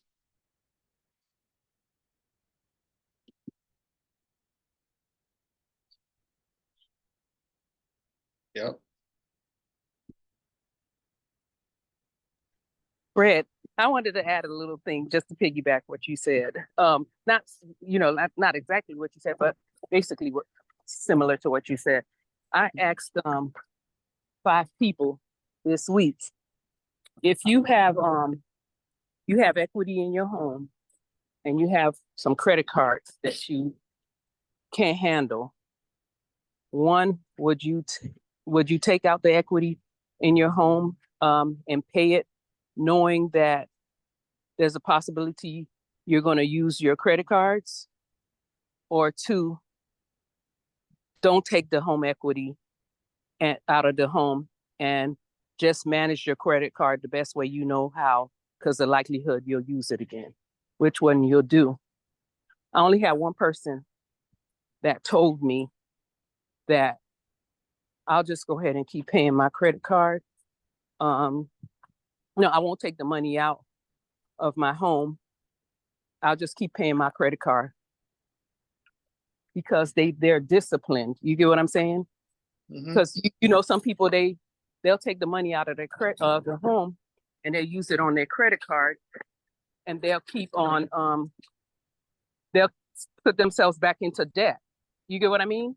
You Mhm. have to discipline if you really gonna take the cash out to use it to pay your debt. You got to be disciplined. Put them cards in your drawer. But people don't do that. They go and take those credit cards and max them right back up after they finish paid them off, Yep. and don't even create a budget for themselves. Yep. It Discipline. happens. It happens more often than you probably realize. And that person, I mean, they have several issues. One of them is income, right? They just need to make more money. You don't need to, if you got credit card debt, you don't need to take out a HELOC to pay your credit card debt. You just need to make more money. Figure out ways to make more money to pay your bills. You know what I mean? Because like you said, as soon as you do that, your credit card is not going to be at a zero balance for less than 6 months. Within 6 months, you're going to run it right back up. Yeah. Guaranteed. 100%.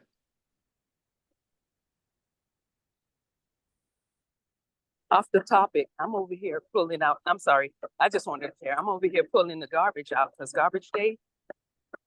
And these people see me and they went and locked their car. You can hear them locking their cars as if I'm going to go rob them. Oh. Wow. Had Um, they, but anyway, go ahead. Sorry. yeah. So I think that's what it comes back to mindset. And just learning about credit, learning how to be disciplined and not spend money. Um, I think first of all, you got to be okay without, right? You got to be okay without going out, without having the newest thing, without, trying to impress people. You just got to be okay without. And once you can master that, right? You good without having all the fly stuff, worried about what other people think of you, you know, and you starting to learn how to budget and manage your money, because your first investment, your first investor is your job, right? That's your first partner. Daniela, you remember long time ago, like in class, I used to always tell you like, "Oh, I need an investor. I need somebody to partner with me," and she was like, "No, you don't. You don't need nobody to partner with you. Um, your credit. Once you get your credit right, the bank's your partner." So like, I remember, that conversation, and she was already flipping. So she was, using bank's money or whoever privately or whatever. And I was like, okay, she right. You know what I'm saying? So that forced me to get my business credit straight. So then I got my business credit straight and I stopped using my personal credit really altogether. Um, and I realized the bank is your partner. You don't need an individual because don't know about who got more money than the bank. And every day they lend in money, right? So it's like I was kind of forced to learn that whole system or strategy, if you will. and just be more disciplined with my money and with my credit. So you gotta be disciplined with your money and your credit, not to run your credit up and not to spend all your money on stuff that not gonna bring you more money, you know? So your money and your credit should be used to make you more money. And the money that you get, now taking page out of your London book, the money that you get, you also take that and invest that to make you more money. So it just keep trickling down, and then it's like everything is about making more money. So everything you do need to be a play about making more money. Like what she does, she take her Section 8 money and then put it into the RA and invest RA into like a S&P 500, and then she get money off of that. So I think that was smart.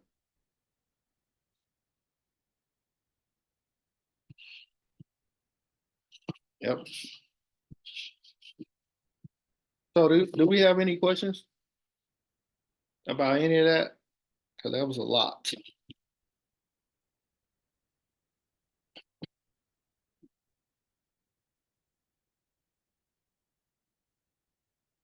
Anybody got any questions about that? I don't. I thought that was really good, Frederick. Thank you. Yeah, thank you. Thank you for joining. Um, and guys, like if you are, if your credit is in a certain situation where it's challenging, like it's not too many more things that's important, more important than getting your credit up. Because getting your credit up can like free you from that your 9 to 5, right? Like that can really free you from your 9 to 5. Unless you just love working and staying, working every day, you know. No, absolutely not. Absolutely not, Frederick and Daniela. Absolutely not. Um, Daniela, let me ask you this. Could you have quit your job without using your credit? Do you think if you had like challenging credit that you would have been able to quit your job? I could tell you that in 2 words. Hell no.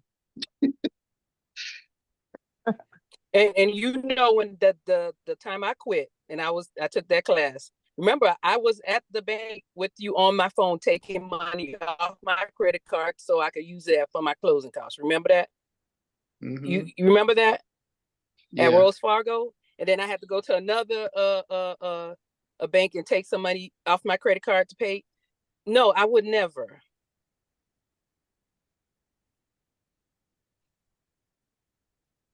yeah. And Daniela, she told a story one time on the call when she left her job. I think she said she made like 4 times the amount she made on her as like working for herself as she did on her job. I mean, you had so many people hyped up, but the only way you're going to get to that next level, and I'm telling people all the time, right? The only way you're going to get to that next level is if you got good credit and you know how to use your credit. And you can do it basically off of your personal credit, but when you start incorporating a business credit in it, let me ask you this, Daniela, when you first quit, were you using business credit at the time, or are you still just using your personal credit? I was using my personal credit, but you remember after a while when we were talking, I said, look, I'm tired of using my personal credit. I'm gonna switch it over. Remember that time I Hmm. told you? And it was just more like I didn't know. It just so happened I started look I look at my credit, I do. But at the same token, I didn't realize the business credit cards I had didn't show up on my credit. So it was just more like an accident.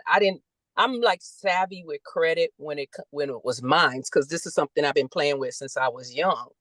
But I didn't know nothing about business. It's just when I noticed it didn't show up on my and it's when I did the chase cards, I was like, wait a minute, this ain't on my credit. But I didn't, follow up on it. So when I saw that, that's what made me say, you know what? Hell no, I'm not using my personal no more.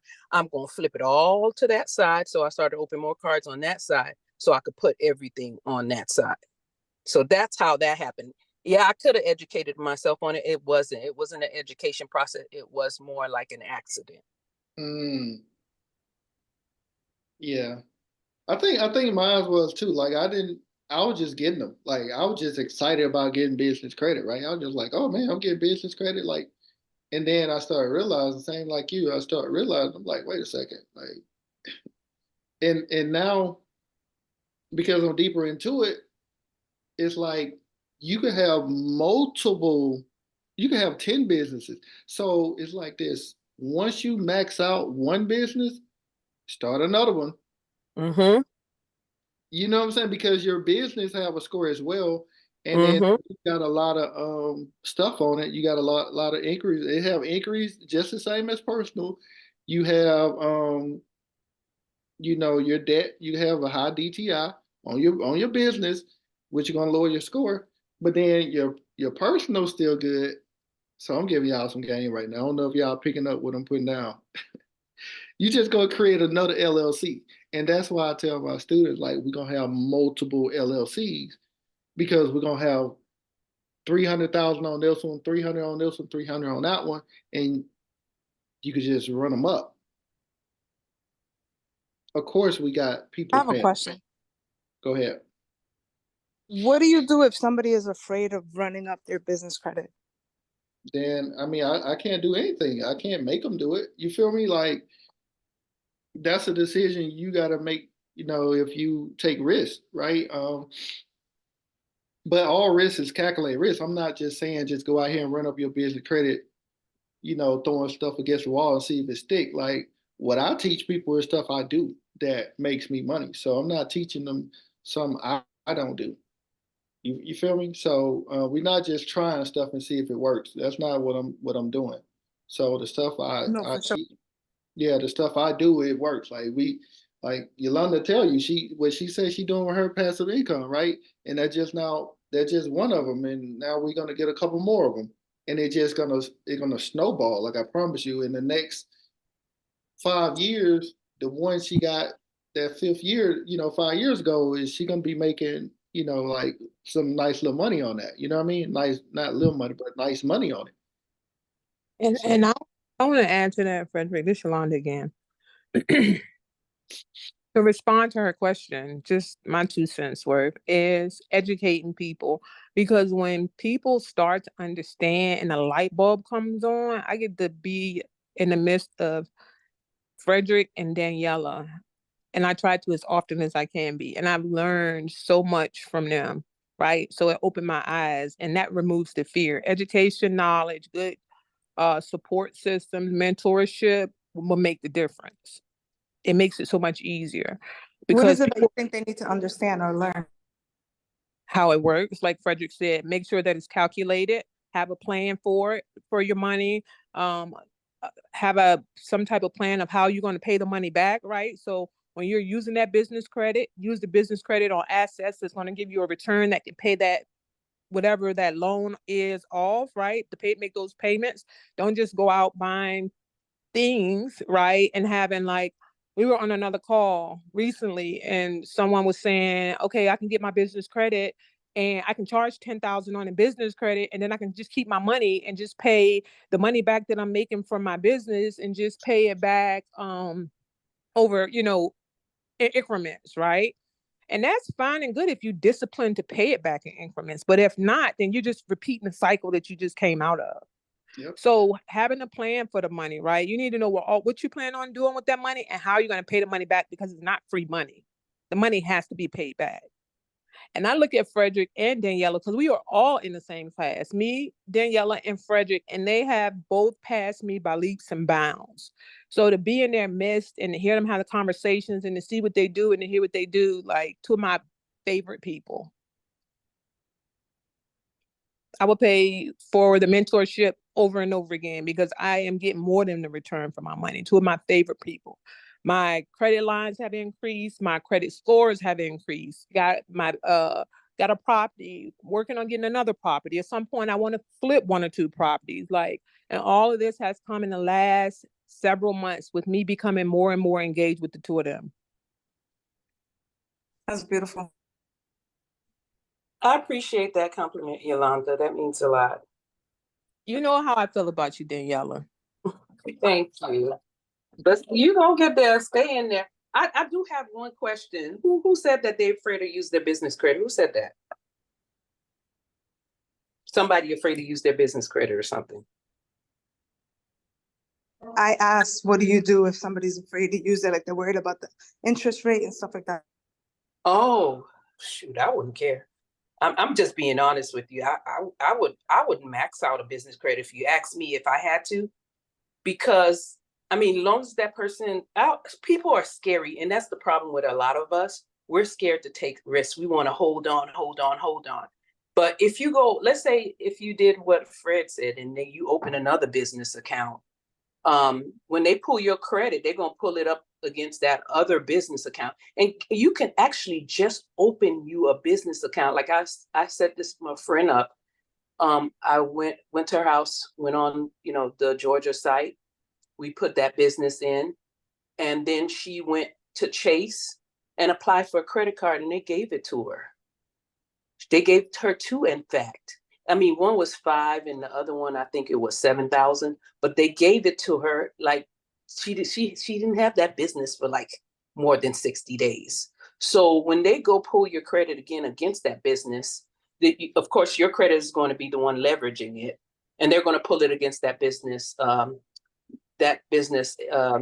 EIN number. So they're not looking at that other business EIN number. So you can really do more than one. But I personally, I wouldn't be scared, because the purpose of you having a business is to make money.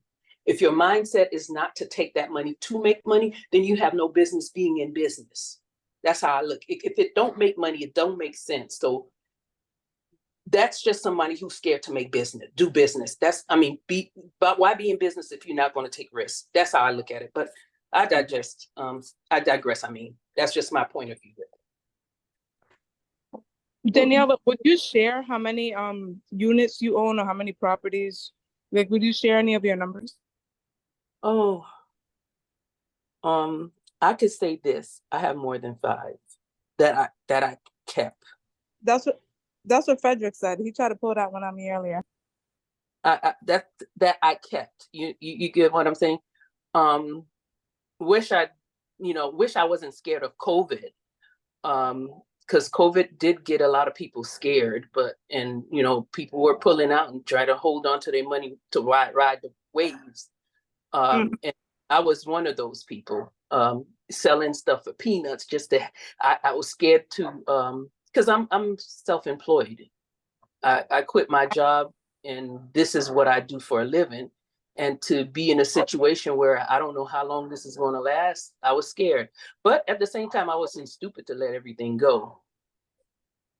But yes, more than 5. But he said you buy tax liens, you've done flips. Oh, yeah. So you have 5 buy and hold. Is it 5 units or is it 5 buildings? Wait, hold on. I'm sorry. I can't hear you. This dog barking. Hold on. Is it 5 units? She said. Oh, no, I don't have 5 units.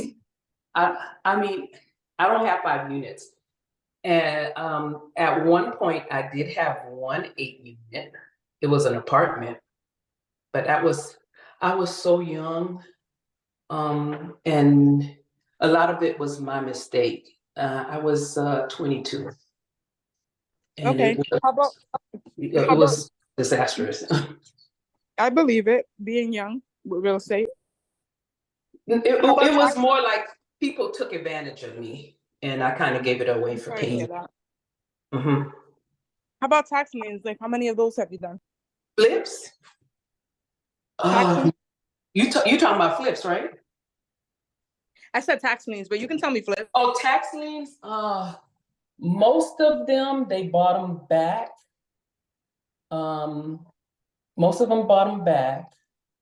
One, I kind of gave it away for peanuts during COVID. Yeah, but most of the time they buy it back, and you just you charge them that 22% and sell it back. But yeah. So is it 22 or 20? 22. You can get them for 22. But to be honest with you, I just charge them 18%. I just charge them 18%. But I haven't, to be honest with you, the tax lien, I haven't been like heavy on it like I used to. But I think that's a great way to, if you into investing and you want to, you want to make your money, make some money real quick. I mean, well, it could be quick, and then again, sometimes it don't. But at the same time, at the end, there's a 50-50 chance that either you're making 18% to 22% on your money, or you wind up owning the place. So if you have money sitting around, yeah, I'll tell you, go to taxing. You can't, there's no loss in there. Well, let me ask you this. Because you definitely want to do check for liens before you buy a tax lien, right? Oh yeah, I got hit with those too. But See, you know what? I didn't care. Because I mean, I got hit with it, yeah. I had to pay a lien. So you want to check for it, but my goal with it was, okay, let's say in this case, do I pay this $12,000 lien and own this house? Or do I just don't buy this house at all and don't pay the lien? I have zero. I'm going to take that risk. I'll take the lien. But I mean, you could do soft checks even when you buy in auction.com. Auction.com sell it to you with liens too. You just got to do your research. But with the tax deed, I mean, you're not like, it depends on what you're buying it for. So back then, before the stock market people all in it, you were buying it for like under 5,000, well, under 10,000 actually. yeah. And I'm seeing a lot of people doing that now with business funding, right? They get business funding and they go and buy tax liens. That's smart. Yeah. That's very smart. Yeah. Because most of the time when they on for sale for tax, most of the time it be the house paid in full anyway. Yeah. And then some of the kids don't even know the parents have that house. They probably forgot about that house even existing. Person passed. I have another quick question because I have to run, but I wanted to ask also about the flips since that's what I like to do. What's your flip history? How many have you done with that? I'm sorry, say that again. How many flips have you done? I don't count, but I know it's way more than 30. I stopped counting. Back in the day, I did count. That's amazing. Yeah, it was more like I was working my full-time job and doing it slow-mo. It is, I'm not gonna lie, it's a headache. But you just have to, I say this, I put God in everything. Because I didn't have nobody to mentor me. I was just flipping without knowing what the hell I was doing. I didn't even have a business name or anything. Didn't even know where to start. And I was just like, going step by step with no one to help me. So I always say, just pray in it, have faith. And I'm the type of person, if it's for the last dollar, I'm putting it all in and I'm gonna let it roll. And that's what I did. So just be okay with not having to get what you want. You got to put it all in and then you're going to get some back. So I'm so thankful. I was scared to quit my job. I'm not going to lie, but I was so thankful I did. I wish I did it sooner. Well, I would like for Frederick to connect us because I would love to continue a conversation. Maybe have you come talk to my students if that's possible about your experience because you've been doing it for over a decade. But that's only if you want to and you're willing. Okay. But I do have to head out, guys. Frederick has been amazing. Thank you so much for putting this together. Hopefully I'll check out the other ones that you have. No problem. Nice to meet you. You have a blessed one. Nice to meet everybody. Take care. Bye.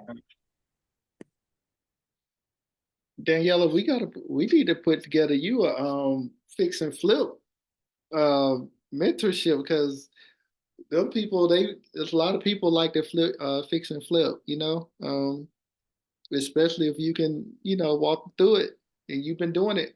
I don't know if you're interested in doing that. I'm more like a hands-on person. I don't really like to talk about it that much. I will talk about it because I know how hard it was for me, and I'm all about it's room for everybody. It's not about greed, it's room for everybody. But when I say I like to let people shadow me, I rather let them. You see how like you came out and in Decatur to one of my clips? Hmm. You came out to one or more than one? Only one I remember. No, I came out to a lot of your flips, a lot of Okay, so I'm them. like this. I rather the person come out and take a look. You know that way you could feel touch and kind of have more of an idea than someone telling you. So Yeah. I'm welcome to people come and you look and you ask me, and I share. I don't have a problem with that. In fact, you remember that you got that one. You got to see when I get back from my vacation. Now she live in like Rhode Island or something like that. I don't think she not from here. But No, I'm talking to you. Well, Remember, Frederick, you have other students that are interested in field trips. yeah, you two come to Yolanda when I come back. Y'all come together. Or I could leave you out a lockbox code. You can go over there if you want to while I'm this gone. where is this house at? The Kanye's one. Okay. How far you came along with it? I am about 80% done. I'll give you the lockbox code. Take Really? it and go over there with them. Take a Wow. look at it. You just bought that what like a month ago, maybe? I should have been done quicker because I tried to get this new crew. Now I know I'm not working with them no more. Let me ask you this. When it comes to flipping, right? What's the most challenging thing that you face? Ooh, plumbing and electrical. Huh? Plumbing and electrical, because incidentals, you have to always prepare for them. Those are the plumbing usually be the biggest challenge for me. Really? Yeah, because even when I did Decatur a few months ago, I didn't know they had problems in the bathroom. I didn't know I had to dig up uh the bathroom all the way to the earth, meaning the whole bathroom concrete drilled all the way down to the earth. Like you see how tall you are under the ground, tall, deeper than that. And then I had to go from the outside and dig up the lines all the way to the meter. That's not cheap.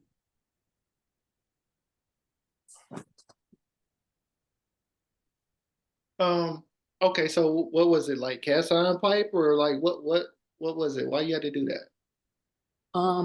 The lines were corroded. They were not cast iron pipe. They were corroded. And I don't know if you remember, was I talking to you back then about it?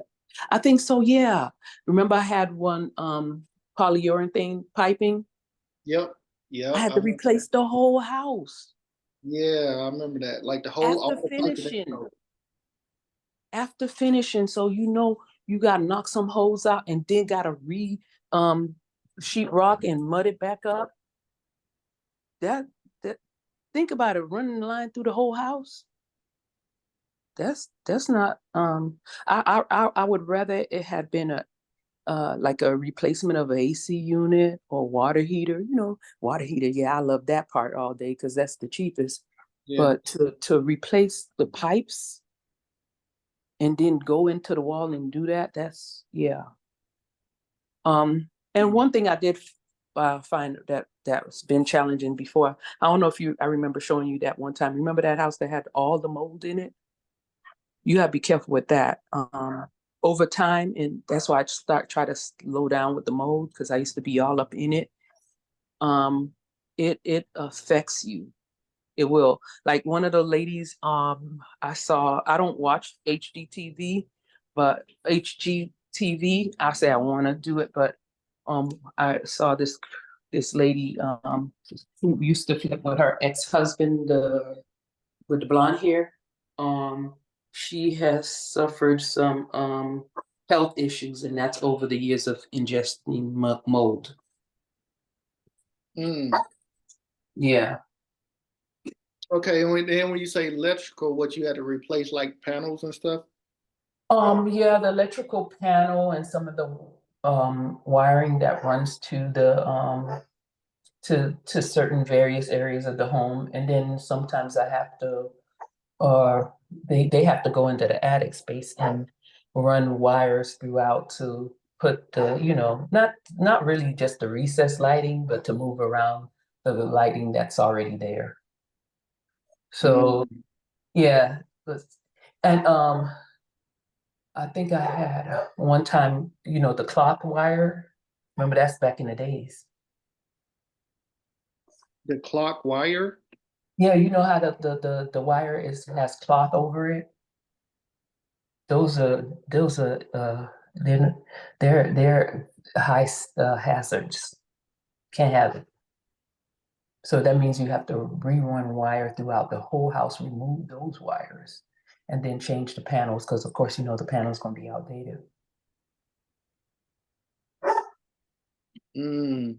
Yeah, but to be honest with you, like if you plumber, I say to people, don't worry about water heaters or AC units. Those are the big deals.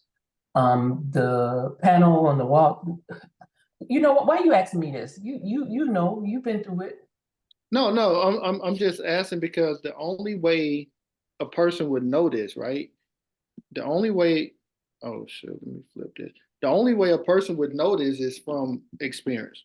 Oh, okay. You see what I'm saying? Like, um, you wouldn't know that. A person wouldn't know that if they didn't experience that. You know what I mean? Mm-hmm. Oh, okay. Yeah. I got it. Yeah, that's and back to what you were saying with the field day trip, stuff like that.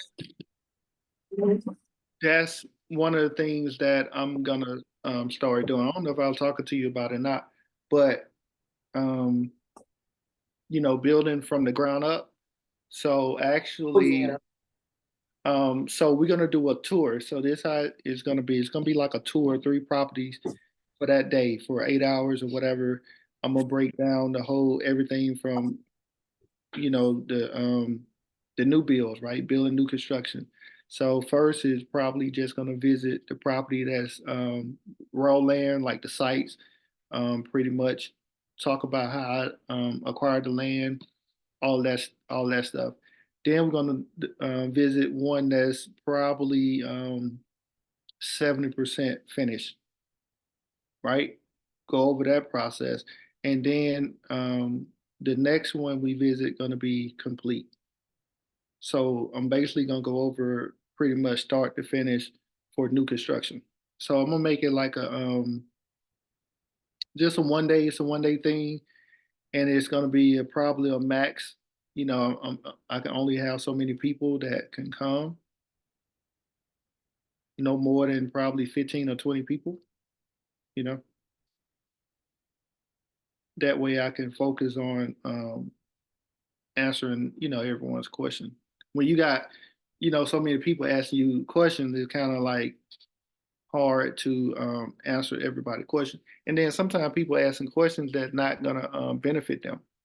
Like when you and somebody present, like yourself that did so many flips, if somebody just starting out, just keep it real. How many you did ain't necessarily gonna help them. You see what I'm saying? So you just gotta be you got to ask better questions when you and certain people present, that gonna some questions that can help you and benefit you. You know, how many properties you have or how many flips you did, it's not gonna help them get to that next level. You feel me? I want to say something about that. That might not necessarily be from the perspective you're looking at, but I think like when you hear Daniela talking about it, or even you talking about it, right? And someone's interested in becoming your mentee or asking you to be a guest on their podcast or on their live or whatever, when they find out your background, it's like a resume almost, right? They want your resume before they go to take the next step with you. So they want the resume, they want to date you, right? So to say, this is the date, I'm asking the questions, I'm getting to know you, then that'll help me determine what's the next step with you. Do I sign on for your mentorship? Do I, have you as a guest on my podcast where my audience is X amount of people, right? And giving you that exposure. So just depending on who asking that question, I can see it being very beneficial. Okay. You got a different perspective. I concur with Yolanda because we live in an age where people want to see. I'm not going to move if I don't see prove what you say you can do. 'Cause we're skeptical now. There's so much fraud and so much gaslighting. I I, I agree with you, Yolanda. Totally. Yeah, Mhm. I'm just the type like if I only got two questions, those are not the two questions I'm asking you. But see, what if you're too, it just depends on who you are and where you're going. What if this is a person that just came on your live for the first time and before they sign on with you, right? Because I can ask you two specific questions about the business, right? But I can get 10 questions from you about the business if I feel like you're the right person to mentor me, right? So two questions right now, or you tell me the right thing now, and then I pay the $7,500 for you to be my mentor. Then I can ask you 20 questions. So it just depends on the person and the end goal. Okay, I see the way you look at it. But like I said, I mean, yeah, Well, see, I'm not the money man, so I was looking at it in the sense of I don't have nothing to do with any money. But if you put it that way, Yolanda, yeah, hell yeah, I agree with you totally. I Yeah, want to make sure, yeah. yeah, And a lot of times it motivates people to know, it helps motivate them and wake up them mhm. just to see that someone's doing it, then I could do it. You know how they always used to say when Obama became president, now these little black kids know I can do it too. You get what I'm saying? So yeah, that does help motivate that person's mind. Because a lot of times we don't have those people around us that we can see, that we can touch, that we can have those conversations with. So if I'm on the fence, right, trying to determine, hey, am I going to, because $7,500 may not be a lot to you, or $5,000 may not be a lot to you. You know what I'm saying? But if I'm looking at you as if it was you or Blue or any of the other folks that come on a call, even like the CPA, the developer, or whatever, I want to know specifically what you've done before I invest with you. Now, if I'm just up here to get one or two questions answered, then I'll try to probably be more strategic with questioning, be more tactical, and how I use that opportunity to answer those two questions. But if I'm thinking about creating a relationship with you to move forward and invest in myself as well as your business, then I want to know what you have already done, and are you qualified to lead, to mentor, to um teach on my level or on my podcast, whatever. So it just depends. But I can see, I don't think those are bad questions. I just think it just depends on what your end goal is. yeah, yeah, I get it. But I don't know. I just feel that's just me, right? That's just me. I mean, I do ask people certain questions like that, but um, I don't think I would kind of lead with those. But I could see where she coming from, and then she invited, she want to kind of connect with you and work with you or whatever she want to do. But you definitely have the experience. And I've been telling her for the longest, you need to package that thing up, I, I pay for it. even with the what is the tax liens, right? A lot of people want to get into tax liens because it's like really a cheap way to get into real estate, and you can use business funding to buy those tax liens. Because the last one I was at, which was probably back in March, April, it was in April. Last one I went to was in April. I mean, these properties selling for like $20,000. How much work you're gonna need, I don't know, but I'm just, I didn't even look at the property. I'm just, just going off of what they were selling for at the tax sale. It's like $20,000. I can get you $20,000 like 20 times, like you know what I'm saying, like for one business. So you have the money to buy, you have the money to do your renovations, you have your money to pay your contractors. Um, you just gotta get creative with that year. So Daniela, the ones that you kept, you were waiting those years out. You did not go to the seller, right? You waited the whole year out.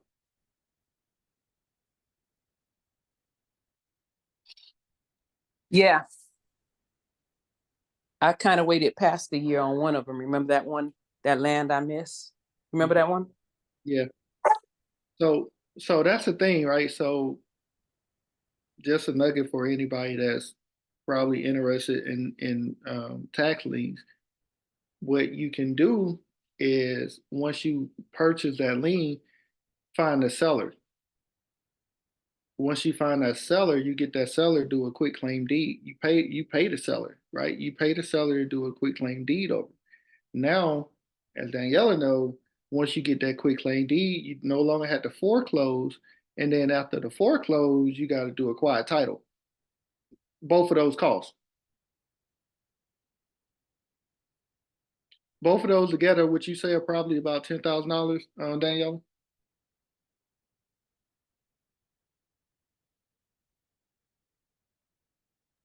More than 10. More than 10. So why not pay the seller $1,500 to do the quick claim deed? And now you ain't gotta wait a year and 45 days. You ain't gotta do a foreclosure on them. And then you don't have to do the quiet title. Precisely. Yeah.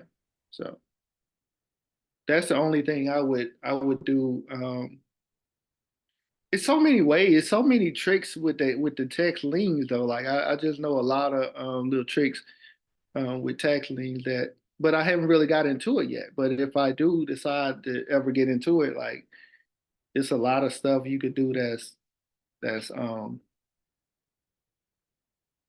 because you're a realtor, right? Because if you're a realtor and you get in tax liens, like is you can really steal properties from the people that buy them, right? So um, I ain't gonna say steal, but you could just go back and either list that property or you can go back and buy that property. After they bought it, you can still go back and buy it. You know what I mean? So you would have to pay them their 20%, of course, but you can go and take it from someone. But here, let me tell you why I don't tell, just to piggyback what you said, why I don't reach out to them and say anything about I have the property. Because sometimes, like, say, whether it's a company or a private person, they have the tax information going to a different address, so they probably don't remember. So now reached out to them, jogged their memory. Now they want to get their property back, and they'll pay me. Versus I leave it and let them forget about it. So it's like a catch 50. I don't know. So my mind, that was always my mindset. Look, if I don't come to them, they forget about it. It probably going to the wrong address. Who knows? Let it ride. But a lot of times, if it looks, hey, you could call them, reach out to them. Yeah, you're gonna have that chance. But some of them, you just woke them up. Now they say, I want my property back. Well, if they do that, then you're just making your money back. You're making your 20%. If they do that, then I'm gonna charge them the 22%, right? But it's a 50-50 chance, but also you got to look at paying that interest on that however you bought it. If you like what I was talking about using a business credit card for a whole year, 13 months or more, you know what I mean? Um, I don't know. I think I'll take my chances on getting that property early. That's just me. You Yeah. guys kind of seem to go against my theory. It's okay.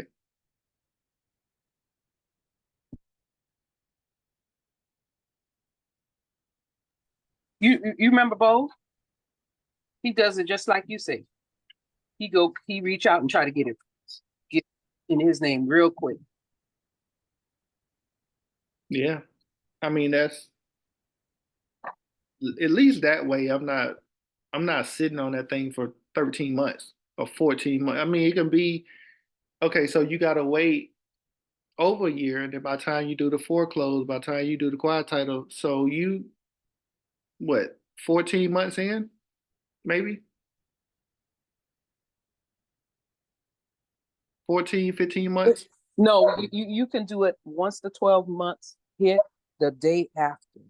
What you remember that I told you I let 14 months go and so happened for that 33 and a half acres that the guy's girlfriend, she won 60,000 in a lotto. But Had I even foreclosed it, I would have got it before she came and helped them out with that lotto winning. hmm but even once you foreclose on it, you still gotta wait 4 weeks, right? When I foreclose on it, I wait for 45. Well, when you do the foreclose, it's like, what is it, 45 days? Because you gotta run it in the ad. You gotta run it in Yeah, local. yeah. 45 days. And then after that, after those 45 days, after you foreclose, now you gotta do a quiet title. Yeah, I'm good. Once they didn't respond in them 45 days, I go do my quiet. The quiet title, I don't have to do. Well, you have to if you want to resell it. Well, yeah, you don't have you can rent it out. You can rent it out with the title clouded, but Mhm. yeah, you're gonna want to go ahead and do that. But that's not gonna really stop you. You're right. That's not gonna really stop So anything. no matter what, you just can't transfer the title because Yeah. it's a bad title. It's not clean title. It's clouded. But that's what I'm saying. Why go through all that if you can just maybe pay the seller $1,500, $2,000, and they sign it over to you? Yeah. Easy said than done nowadays with the greed in this economy, but I get your point. I mean, maybe one day we can check out, see what they got, and probably go and grab a couple tax liens. Maybe just for the fun of it. We can go grab a couple just for the fun of it. And the thing they have a lot at the tax sales is what? What do you see like 80% of the time at tax sales? Land. Wish I Land. took some of that too, because you could have got them for under $1,000 back then. Man, land is so cheap. And I at used to like, I don't want it. I don't want it. Now you wish you want it. Now I want it now because guess what? I'm looking into build, I'm building, houses from the ground up. So I want that land. So I probably just go and just buy up land because a lot of people there, that's what they're doing. Like the people that is there, they dare to buy land. Like they already know they dare to buy land. You know? Think of some of those land that people bought and made them a truck stop for parking that I've seen. And I went back and looked. I was like, dang, you know? Mm-hmm. And even the ones in the subdivision, some people didn't want to touch. I didn't. I gave back a few of them in the subdivision because I wasn't knowledgeable. You can now, when we were, back in 2019 and 18, they were buying that little lot in the subdivision, just, get approved from the HOA, build that house in that subdivision and sell it. Yep. And you could buy those lots like, I've probably seen them for like $1,500, $3,000 for the lot. But if you bought that lot when they was developing that, you would have been paid what, $50,000 to $75,000 just for the lot.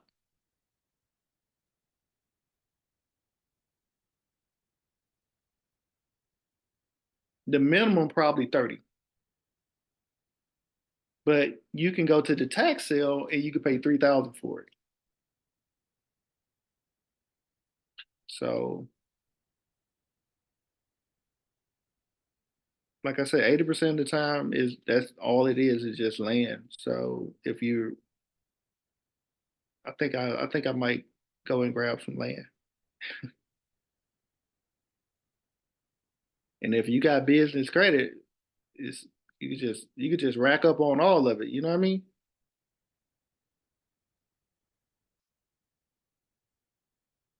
Business line of credit. That's the beauty. Yeah, if you got the business line of credit,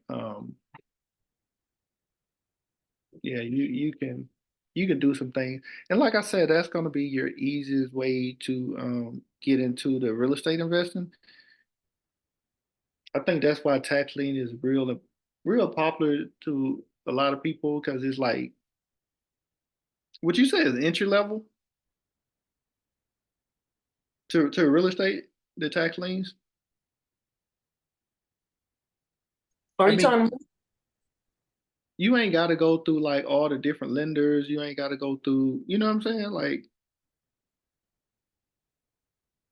all you need is cashier's check.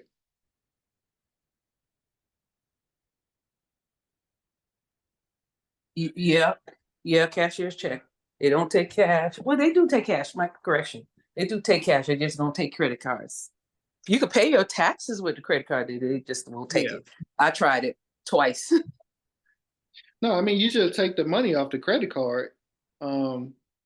Like Blue that was just on, she had someone she was wholesaling land for $10,000, right?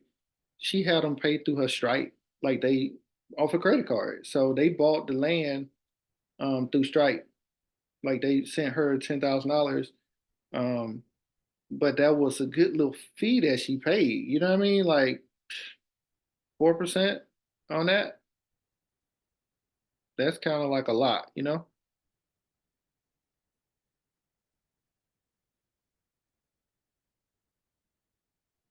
But it's money she went ahead and the dude, he was able to buy the land and do whatever he did with it.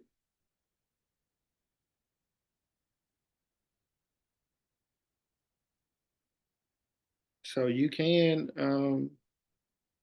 I don't know about that way though. I mean, but that's you can, use the credit card that way to purchase land, you know?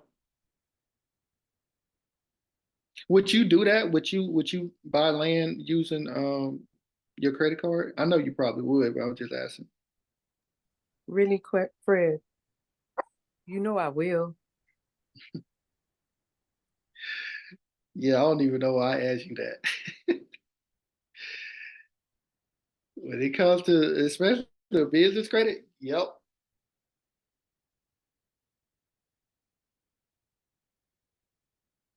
I'm gonna give everybody one more play, then I'm gonna go, right? So one way, this stuff that I teach my mentees too, right?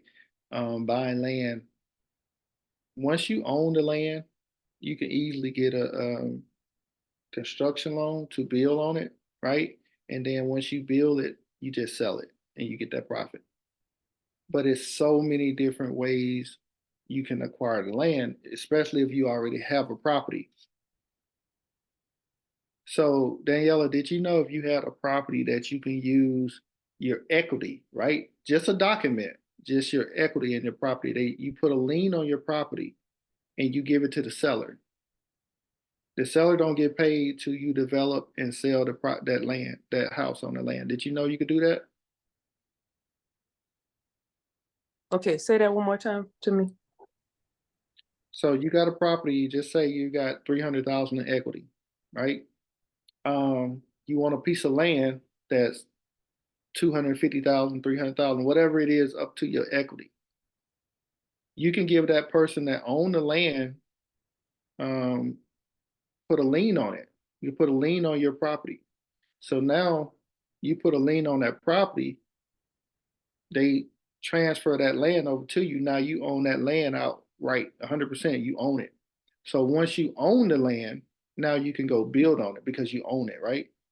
Um, and then once you build on it, you sell it. You sell that property, you pay off that construction loan, and then you turn around and pay off that lien, and you keep the difference. Because it's a win-win situation for that seller. Because if you don't pay back, he could either take that land that he had with now a property on it, or he could take your house.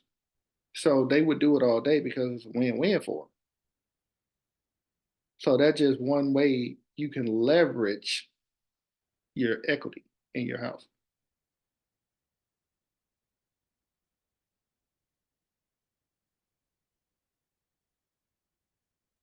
Didn't know that, but thanks for the insight. Yeah. All right. So with that being said, I just want to what? Yeah, That's me because my other phone's going dead. oh, okay. I was like, wait a second, you already on. Yeah, do you guys have any questions? But yeah, that was a goal, that was a nugget right there. Like I learned that a couple years ago, and I was like, you remember that commercial land I was buying a couple years ago? That's how I That's what I was doing to get that. So, but you need to own a property. So if you own a property, you could definitely leverage your. That's why I say when I say I become a master at leveraging, I leverage. I can leverage anything. Like you just figure out ways to leverage, right?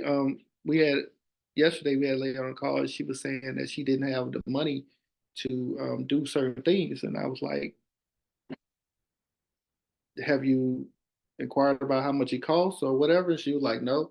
So never underestimate like what you can work out, like partnerships or leverage or anything like that. You know what I'm saying? Because you can always pay people on the back end. And that's essentially what you're doing with the land. You're paying them on the back end.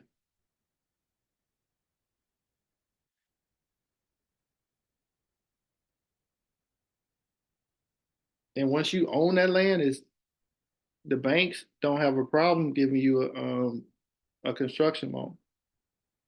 That's easy. Like what she just said on the phone on the line, Blue. Like you get 100%, 100%. Yeah, I know you could get a construction loan, Daniela. You get them all the time anyway. So I'm talking about a new bill for a new bill. And here's the thing, like I always say,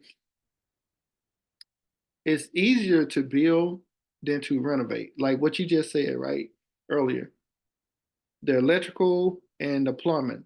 When you doing a new build, you ain't gotta tear it back down and then fix it back up. Right? You just build up. Um, I was on the phone with a lady today, she's a builder. She said most people think you build a house from the ground up, right? She said you build from the top down with the planning and you know what I'm saying, the permits, um, even before you purchase land, get soil testing and this like it was just a whole lot. Like I'm like, wow. So basically, I'm going through all that process of getting my contractor license. So um, I can't wait.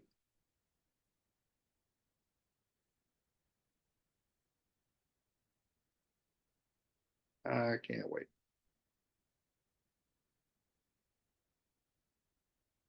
To your point, you're absolutely right. I've been told by many people, why don't you just take a chance at building?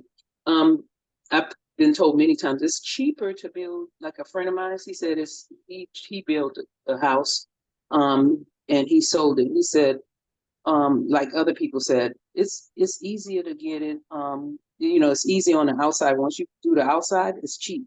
It's when you go into the inside, when you start putting the fixtures and all that other stuff, that's where the money is at. But if you find, like bypass the middleman, like Home Depot, you go to the companies that can, distribute or find a number.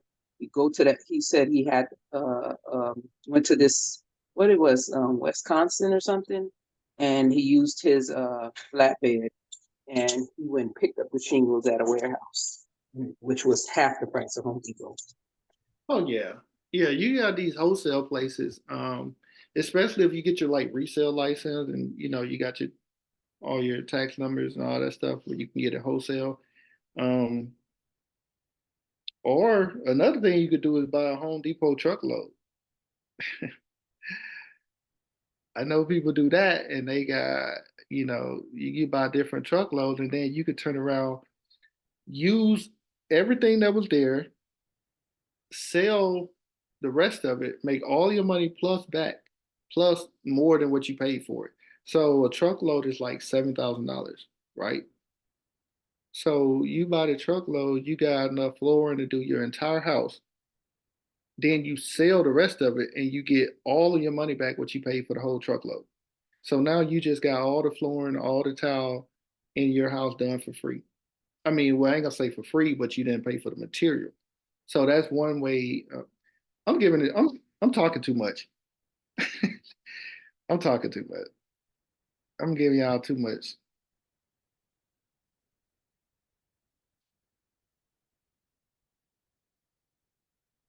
I'm going to teach y'all how to build a house for free in a minute.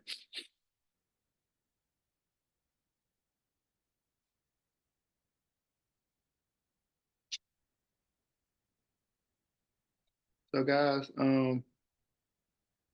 that's it. We've been on for a while, so we just on here just talking, just talk about real estate. That's what I love to talk about more than anything else. Real estate, business credit, not so much personal credit because that's like second nature at this point. But business credit, what you can do with your business credit, how you can leverage your business credit. Um, like I was saying, one way to entry level get into real estate is buying tax liens. Using your business credit, go buy tax liens. Every state, every county have tax liens. Some of them not as often as others. I know here in Georgia we do it. I think once a month on every Tuesday, except for like 3 months. I think we skip maybe like 3 months. We don't do it. And then some places it's just. I think it just depends on how big that county is, that town. But everybody have tax liens. I got a So question. I got a question, Frederick, real quick for Daniela. Daniela, have you ever purchased any homes outside of Georgia and flip, rebuild, or whatever? Did any work outside of Georgia with flipping? I didn't, I tried to flip in Florida, but it didn't work out because Florida is like, I mean, I own property there, Florida, but and I sold it, and that's where the 8 unit was at in Florida too. But to get into like flipping there is really hard. I look at it more like a political thing where the Cubans get all the tax deed. It was so corrupt because people work in it. So it's like now they do it online for just, like Broward County and stuff. So no, I haven't ventured out, but I have been told by other people that I should. I was open to doing Memphis, because they do their tax deed monthly, and the cost is so affordable, and we don't have that rush that we have in Georgia. Georgia, especially now that you said they say the 2026 Olympics is coming and all that, not Olympic soccer, whatever. They Mm-hmm. they they, they come in here. So you got the stock market, you got these big head hunter, they just coming to get everything. So I would suggest, and I'm glad you brought it up, and I'm now open to it again because I was open to it before, is to, yeah, explore outside of here. You gotta, where it's hot, they run it up. So you gotta go somewhere that's not so hot, but enough affordable enough where you could have a good rate of return because you can rent it out. You get what I mean? Mm-hmm. Yeah, I've thought Mhm. about your home for me, so that's why I Yeah. was. Yeah, I mean, sometimes I feel like I could kick myself in the back because there were so many opportunities that coulda, shoulda, woulda, but you can't dwell on it. I've seen a place in Memphis on tax deed for like two. I could have went for it, and I wanted to, but I just was lazy because I didn't want the commute up there and everything. Mm-hmm. I did go, but I didn't go back to do the tax sale. But now that property is selling like 150. Oh Somebody wow, bought it for that. They bought it, fixed it up, sold for 150. wow. After, not like right away, they rented it a little bit. Mm-hmm. So that's why, and that would have been a $2,000 property because these people wasn't claiming it. Memphis was going through some trying time at the time. But I would say, yeah, be open to it because my hairdresser, she came here and I told her about tax deed. I didn't think she was really listening. Mm-hmm. I took her to one in Conyers. I told them, come on out, when one in Conyers. Next month, I found out they bought a land in Arcola for $3,000. Oh wow. They don't own nothing. I didn't know they were listening, but sometimes people listen because I have people I run into and they were like, hey, thank you so much and give me a hug. I'm like, for what? And then I found out they did something. And in her case, she came over and told me her and her husband went, they took a ride and they bought $3,000. They got land. And guess where it was? In an area where they're building new builds in the same subdivision. Mm. I mentioned to Frederick a couple of times about the tax deed, so I might have to look into that. yeah, it's the first Tuesday every month. So um, definitely first Tuesday every month. And it's low entry, like it's low entry to get in, and especially if Um, if you're thinking about building on it, you know what I'm saying? Um,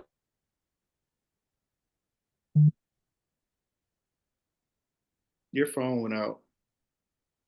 okay. I said now you gotta register before you go every month, or you can't make a bid. Before it didn't you didn't have to register. You just come and you just raise your hand and bid. But now you gotta register, and when you get there, they give you those little numbers, and you just hold the number up. And Yeah, I already know why they did it. It's like people like me, we'll bid on it. We used to do that a lot because they used to try to reprimand me about it a couple of times, and they don't never do nothing for real. But what happened was when you bid on on the land or the property and you win, I would go ride on because you got 24 hours to get your money in. They usually tell you pay right away, but you really got 24 hours. They say if you don't pay by the end of the day at 4 o'clock, they're gonna go back in auction, but they don't for real. So what I would do is I go pay because I got tired. I didn't want to do my research. So I go over there, bid on it, win, and then I go ride by to the property. And I'm like, oh hell no, I don't want this burnt thing. Oh no. And then I turn around and I never go to pay for it. And they'll send you an email or call you, are you coming to pay? And I don't never like I just dodge them. So now they started saying, oh, for those people, we gonna ban you where you can't get no problem. I'm like, whatever, because we could switch up our name or whatever. Like instead of using your business name, you use a personal. But anyway, they was getting tired of people like us, so they made you now where you register. That's why they do that. I ain't gonna lie, I was one to do that. I did that quite a bit of time, probably over 8 times. No, It probably 6. go a couple sometimes, so it was smart actually. What you said? I said probably saved you a couple of times. Like if you rolled by the house and the house was burnt up on half of the house or whatever, and you probably wouldn't have known that if you had rolled by, right? Taking that risk to try to go and check it out real quick. Look, I regret it. I could have kept it, let it sit there. I could eventually sold it. So it didn't matter. You get what I Mm-hmm. mean? It Mm-hmm. really didn't matter because some of those lots were in subdivisions. They were lots. I didn't want land. So I could have took that. Some of them were Oh, you prefer lots over raw land? um the ones I was getting, there was a few raw land, but it didn't matter. Anything in Georgia is worth so much now. You get what I mean? Now, Mm-hmm. there was one that I really didn't want. Okay, it was in Brookhaven in a subdivision. Now, you ever seen where it's a section so small, like this, the lady house is on it's a nice neighborhood, don't get me wrong. In Brookhaven, you already, but the newer build ones. Mm-hmm. Okay, the lady house is in the coldest. The lady sits on a not a cul-de-sac. She has the in lot, in corner lot. So right next to her, there's a little sliver of a land, like a piece of land, like enough for you to like for me to get 4 chairs. Like let's say, yeah, I could put 4 chairs and a little table and sit there. That's all I would own. Mm. That ain't gonna fly. It's so little. It's like I'm like I could never sell that to nobody. And it's like kind of like catty cornered against that lady's house. It's just a little sliver, like just enough for you to put a little card table there. And I mean, what am I supposed to do with that? Just come over there and play cards in front of these people yard and they're gonna call the police? It was an all white neighborhood. What I was supposed to do with that little tiny piece of lot? Mm. I could spit farther than the lot goes. Yeah. Now they make you got to, like you said, you got to have this little number thing, and Mhm. if you don't have it, they start the whole thing over. They'll just start over. Yeah, yeah. You're not allowed to bid. So if somebody bid and they don't have that badge or that number, because you got to hold up your number and then they're gonna write it down. So if you don't have the number and they're gonna ask you like, what, hold up your number or whatever. If you don't have it, they'll start the whole thing over. Mm. So yeah, you do got to register and you got to have your money, and then they'll start it over too. If just say you only had $20,000, right? But the bid go up to 21,000, and you bid it to 21, and you only had 20, they'll start the whole thing over. How do they know if you only had the 20 if they give you 24 hours to pay? No, I guess when you hold up the number, they looking to see how much money you put on the books. Oh, because you gotta get, do all the registration and I guess have your cashier's check and all that before you even bid. They say that, but you don't have to. They say that all the time. You don't have to. I'm telling you, they started over. Like they were started over, and you ain't gonna get the bid. Rockdale don't take it, even though they ask you for it. Rockdale don't do it every month. They finicky. But DeKalb, I mean, if they did start taking, because I know they always They ask don't for care you to have about that nothing. money. You can get away with anything to Cal. Like Yeah. But you don't. I mean, I've never shown them what money at. They always tell you have your cashier ready. Um, Whatever. You still got to go to the office to pay. Right across the street from the jailhouse for DeKalb County. You got to go over there or Rockdale downtown. They don't. You don't have to show proof till you get there. did you know this, Daniela? When after the sale, you can call the courthouse and ask them to give you a printout of everything that was sold, right? So they would give you a printout on everything that was sold. And now that you have a list of what was sold, how much it was sold for, you take that and you go to the seller and you offer them an amount. You write up a purchase and sale with them. And that's how you can take the property from whoever just bought it at the tax sale.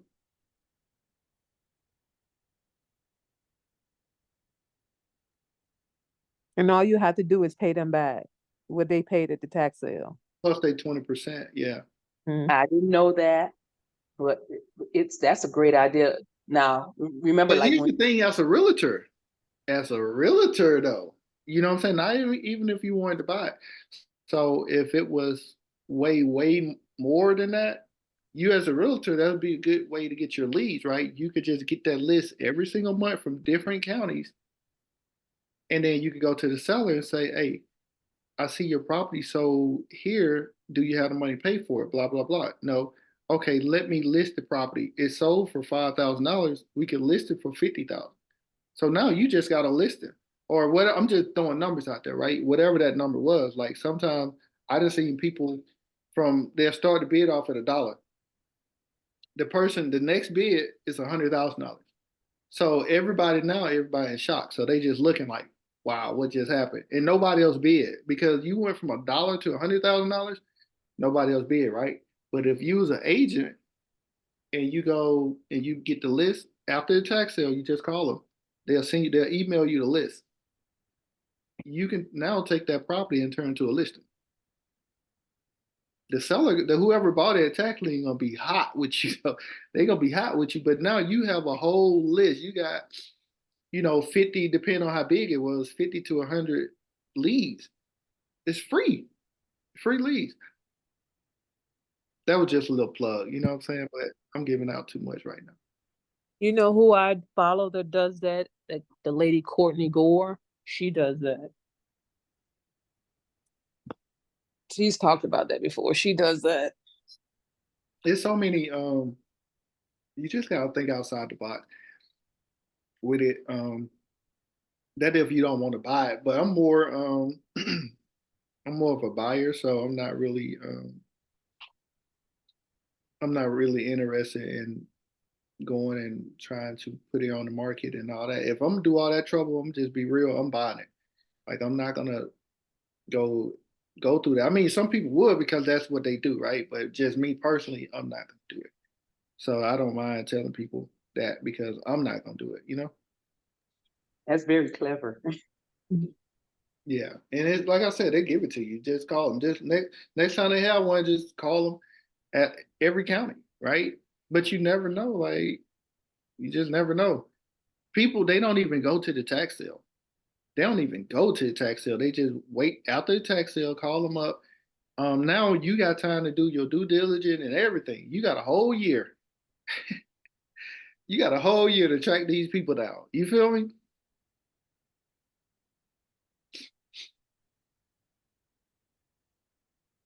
Yeah, the lady I was talking about, she tracked someone down and was in jail and they were about to lose the house. And he put her in contact with one of his relatives and she went to the jail. They got all the paperwork signed and everything. And she took the house, acquired the house. So it's some pretty creative ways if you really want to make it happen. Yeah.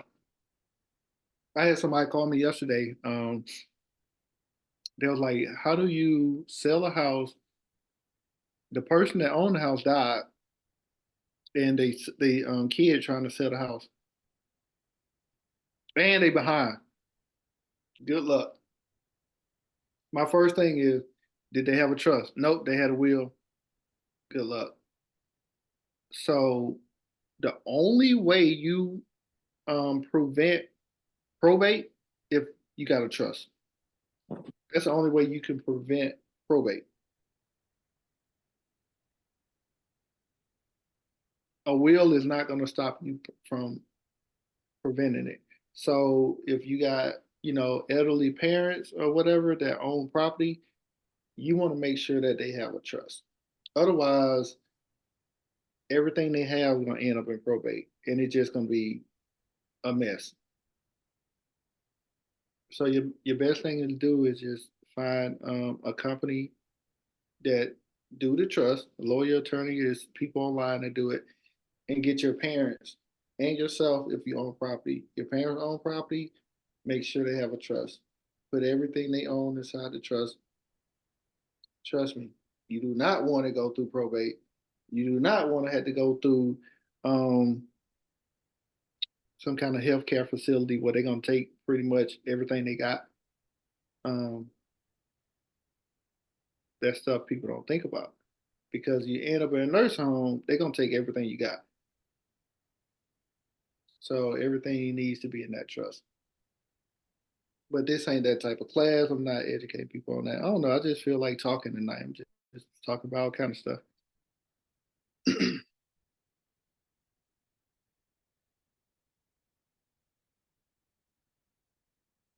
We went from credit to real estate to stocks, trust to all kind of stuff. It's been good. But I Inform- just want, yeah, I just wanted to mention that because someone actually just called me yesterday and they wanted to know how to sell a house if the person had a will. You can't sell it. You got to go through probate, and they already late. My thing is, if it's some equity in it, then that person may want to make those mortgage payments. At least keep it current until they can get out of probate. But who knows how long that's going to take? Otherwise, they're going to foreclose on it, and now you're going to lose your parents' house. So I probably would continue to make those mortgage payments on it. Um, you know, But if the, you if they foreclose on the house, right? And there's Mhm. equity in the house. Like, give an example, the person got the house 500,000, it's 276,000 in equity, right? Previous call we had, right? And if they foreclose on the house and then they sell the house, anything that they sell over and above with the what rights the bank have, right? So whatever the outstanding mortgage is, that balance of that equity goes to the family, right? The it bank is probably, but then, like I said, you still got to go through the probate and however long that takes. So, um, go through that process. Like, what's the chances of them going through that process? because most of our people don't have all of the proper documentation, right? Yeah, Most of they not going through that proper process when you can easily just, if you know how, like, you can create a trust like yeah. almost free. Like, so why not just create the trust now? Make sure you don't want these properties in your name.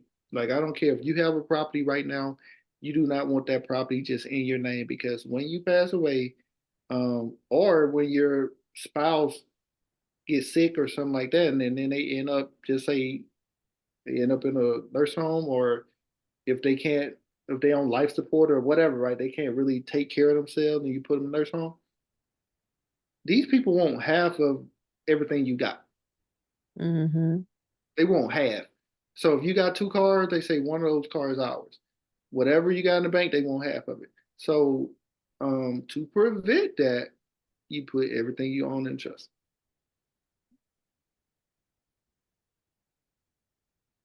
Don't wait around and then find yourself in a bad situation and be like, "Oh, I would never thought that'd happen." We don't know what could happen. Mm-hmm. So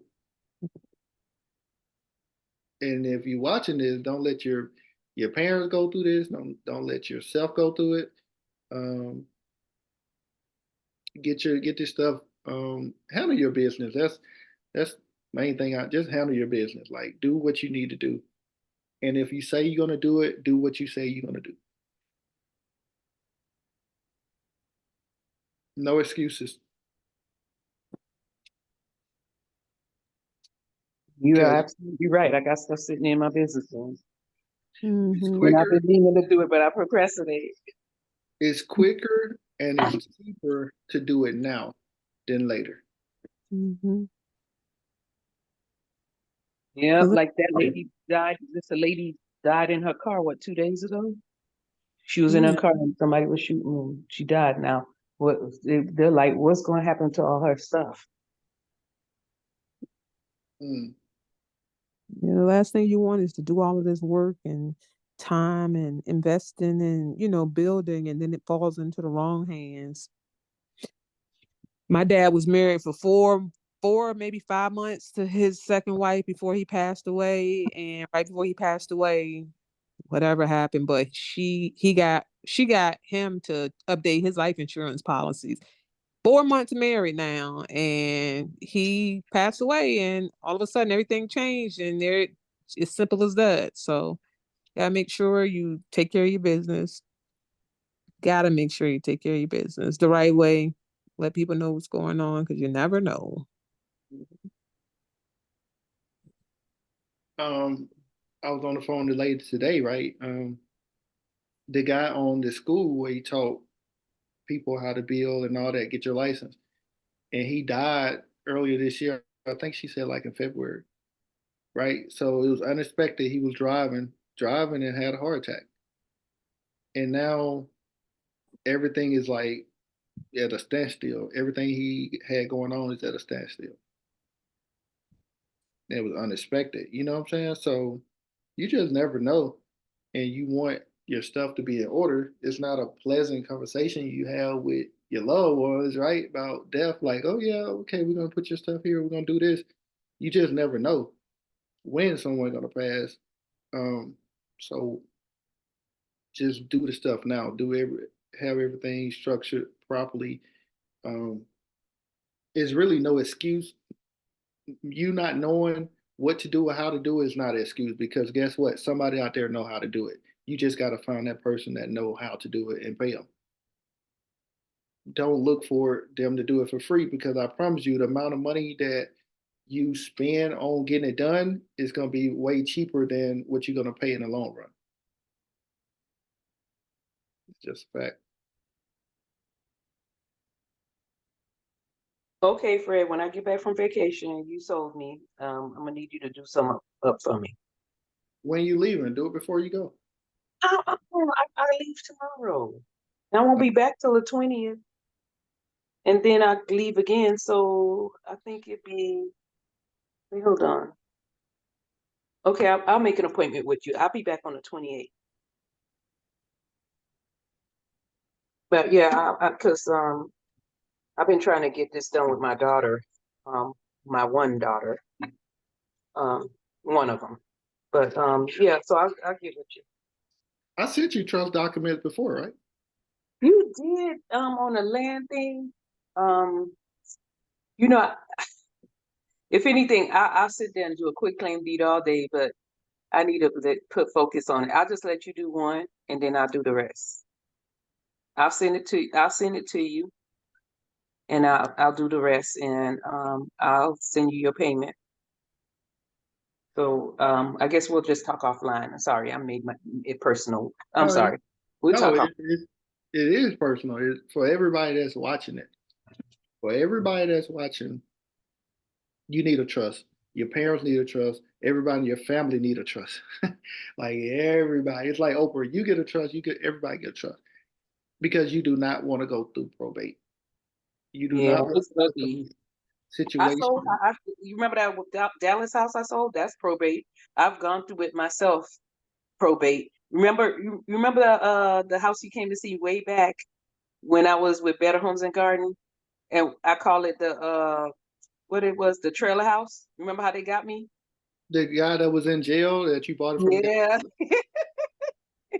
No need to go But he further. was in jail. It wasn't probate though, was it? Yeah, he had some probate issues too. He was in jail, and then remember I got caught up with. Luckily, I took title insurance. Remember, I got caught up with. He used his house as collateral for $37,000. Wow. I thought I told you about that. Yeah, it's so crazy. And you know what? Yeah. I got somebody that stole one of my houses, and now that you're talking about it, I really got to um, um, check on it. I Um, already told you about that. yeah, I We got to talked go about and check on it. Basically, what happened is during COVID, I just started buying all these houses, right?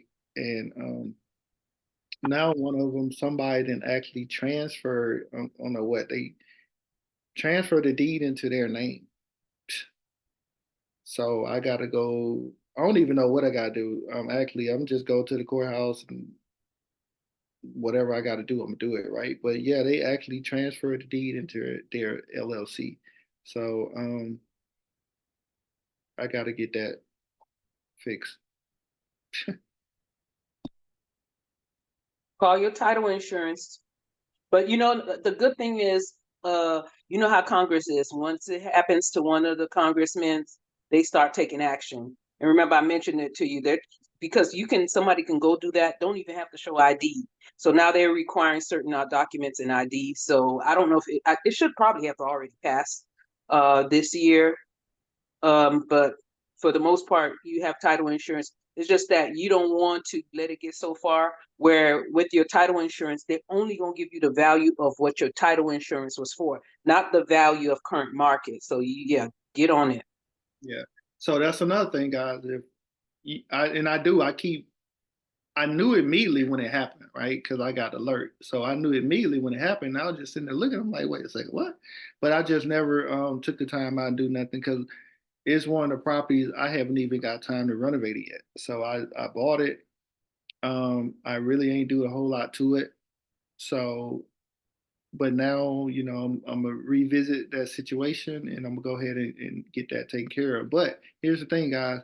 If you have a property that's paid off, you might want to check and make sure you still the owner because you will still get the tax. You will still get the tax, your tax bill saying that you own it, but they actually transferred the deed into their name, which is crazy because my tax bill still say I own it, but on deed it shows someone else on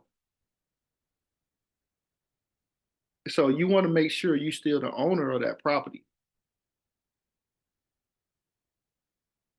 Did you know that, Danielle?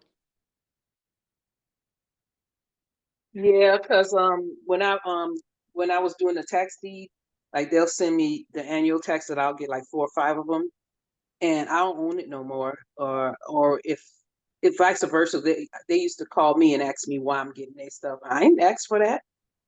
No, no. What I'm saying is, I still get the tax bill every year. I still get the tax bill. I'm still paying taxes on it, Oh, but okay, it's under the person name. Yeah, that is true. That is true. they transfer the deed into their name. So Yeah, but the yeah, address stays the same.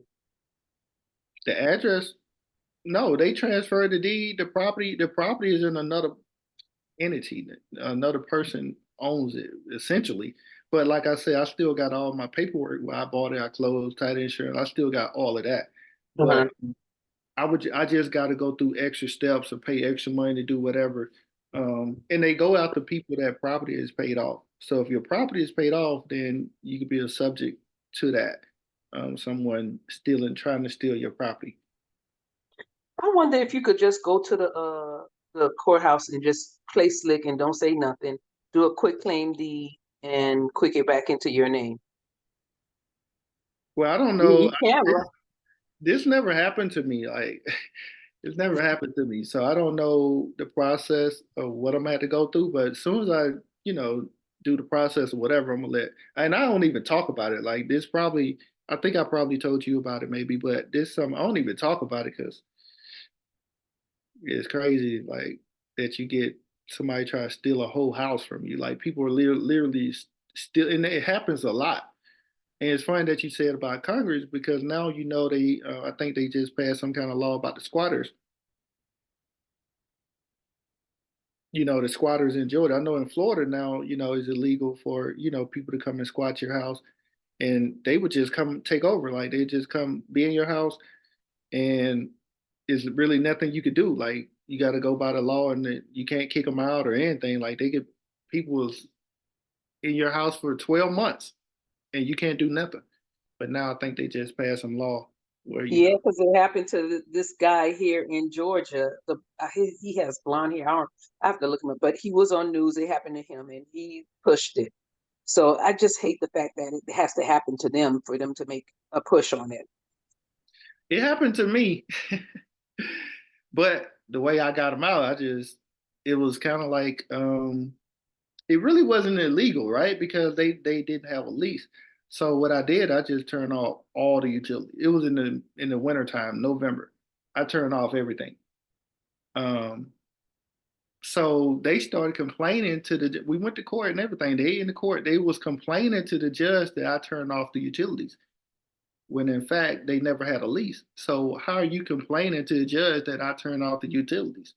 So what? You can't make me pay utilities for somebody that just squatting in my house. So it was so cold in there that they left. They pretty much left on their own, like, but they still showed up for court.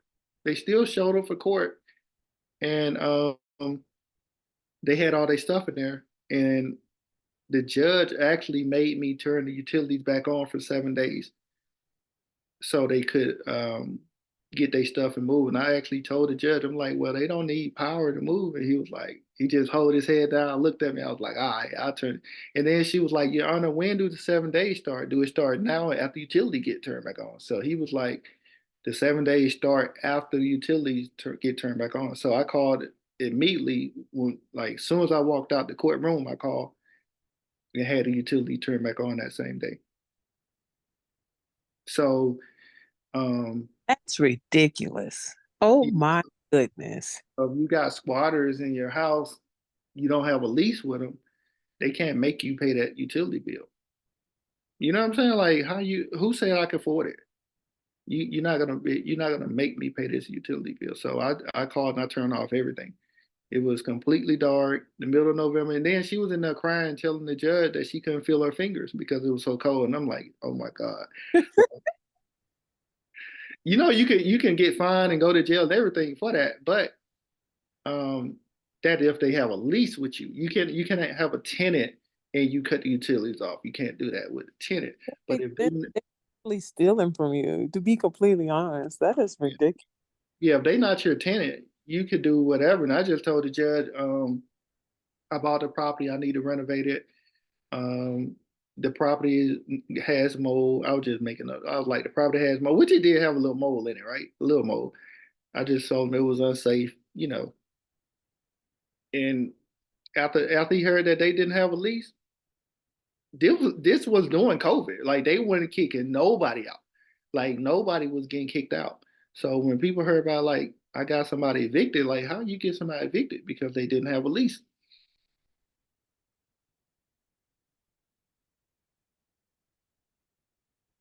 Yep.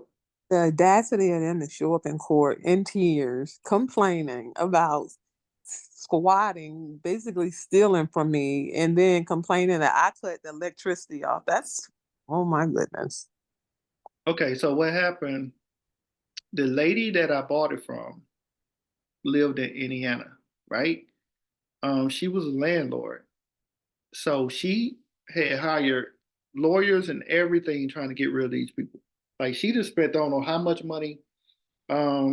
She was behind on her she was just behind, right? So I bought it with the tenants in place, with the squatters in place. I knew they was in place. So I bought the property with the squatters in place. And as soon as I bought it, they I gave them a 3-day notice or whatever to move. They went filed an answer at the courthouse. So they actually went to the courthouse, filed an answer. So when they did that, that's when I turned the power off.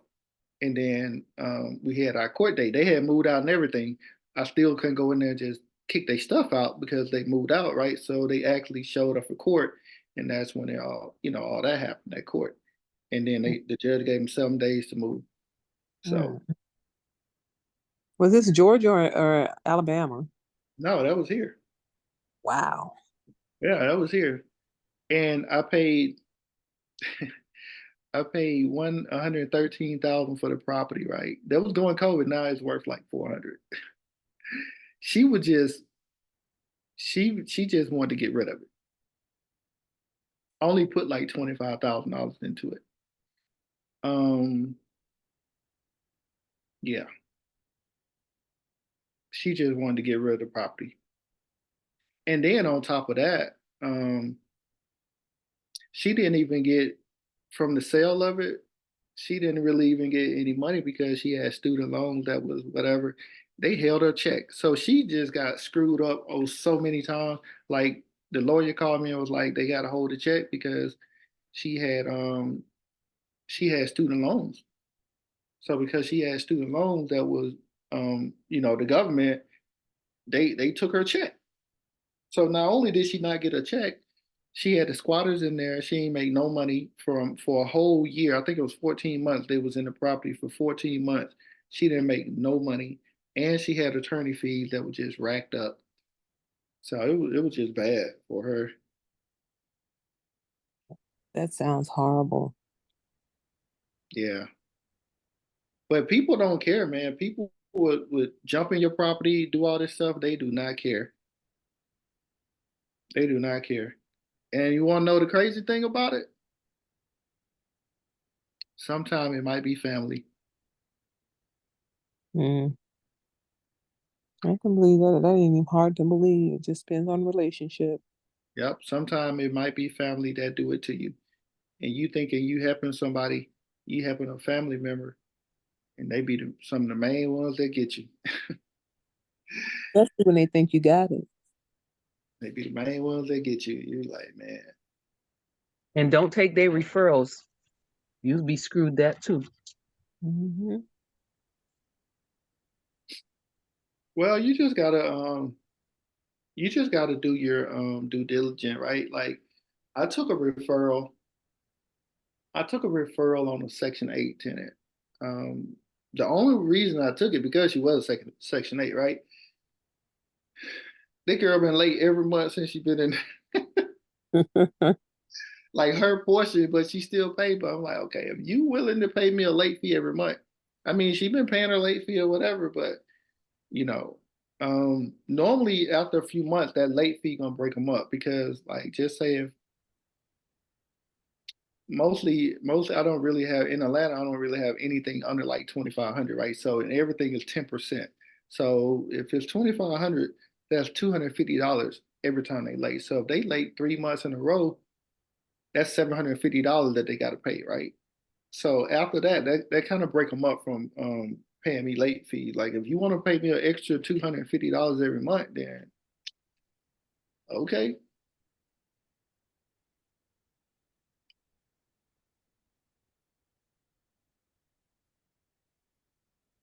That'll break them up from paying the late fee. So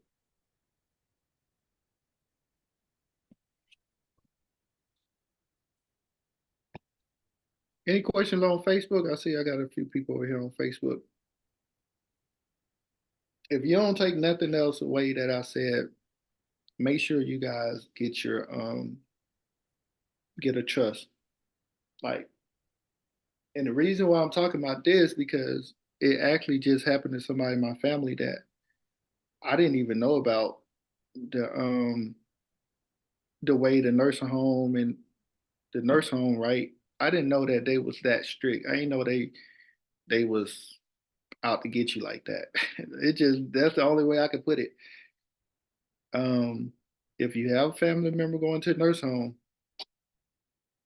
they want they want their money. They want their money.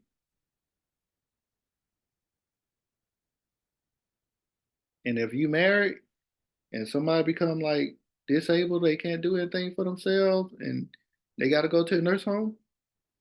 Hey, whatever that person had, y'all married, whatever y'all is now half of that nurse home. Like they want half of it.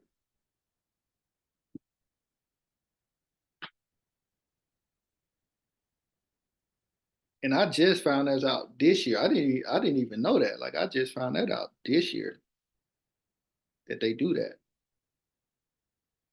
There are But many horror stories behind it. Trust me. but the way around it is the trust. Get your trust set up. You know, everybody in your house, you married, get y'all trust set up. And guess what? They can't take nothing.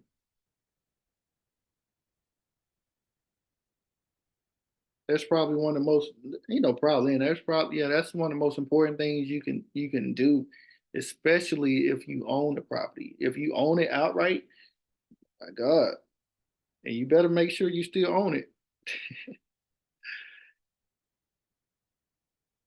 You just gotta watch out for people, man. People will actually take everything you got. Um, and then your kids don't care. Like I was telling you about the girl that called me yesterday. Like soon as the person died, they ready to sell it immediately.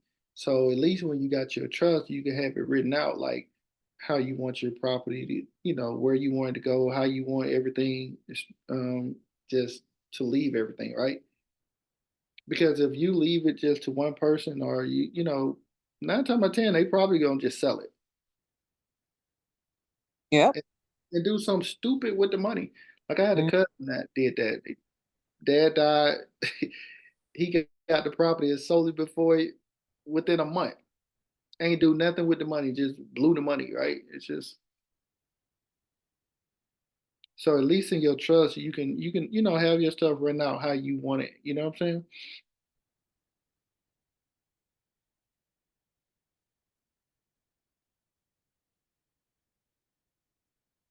So what time is it, guys?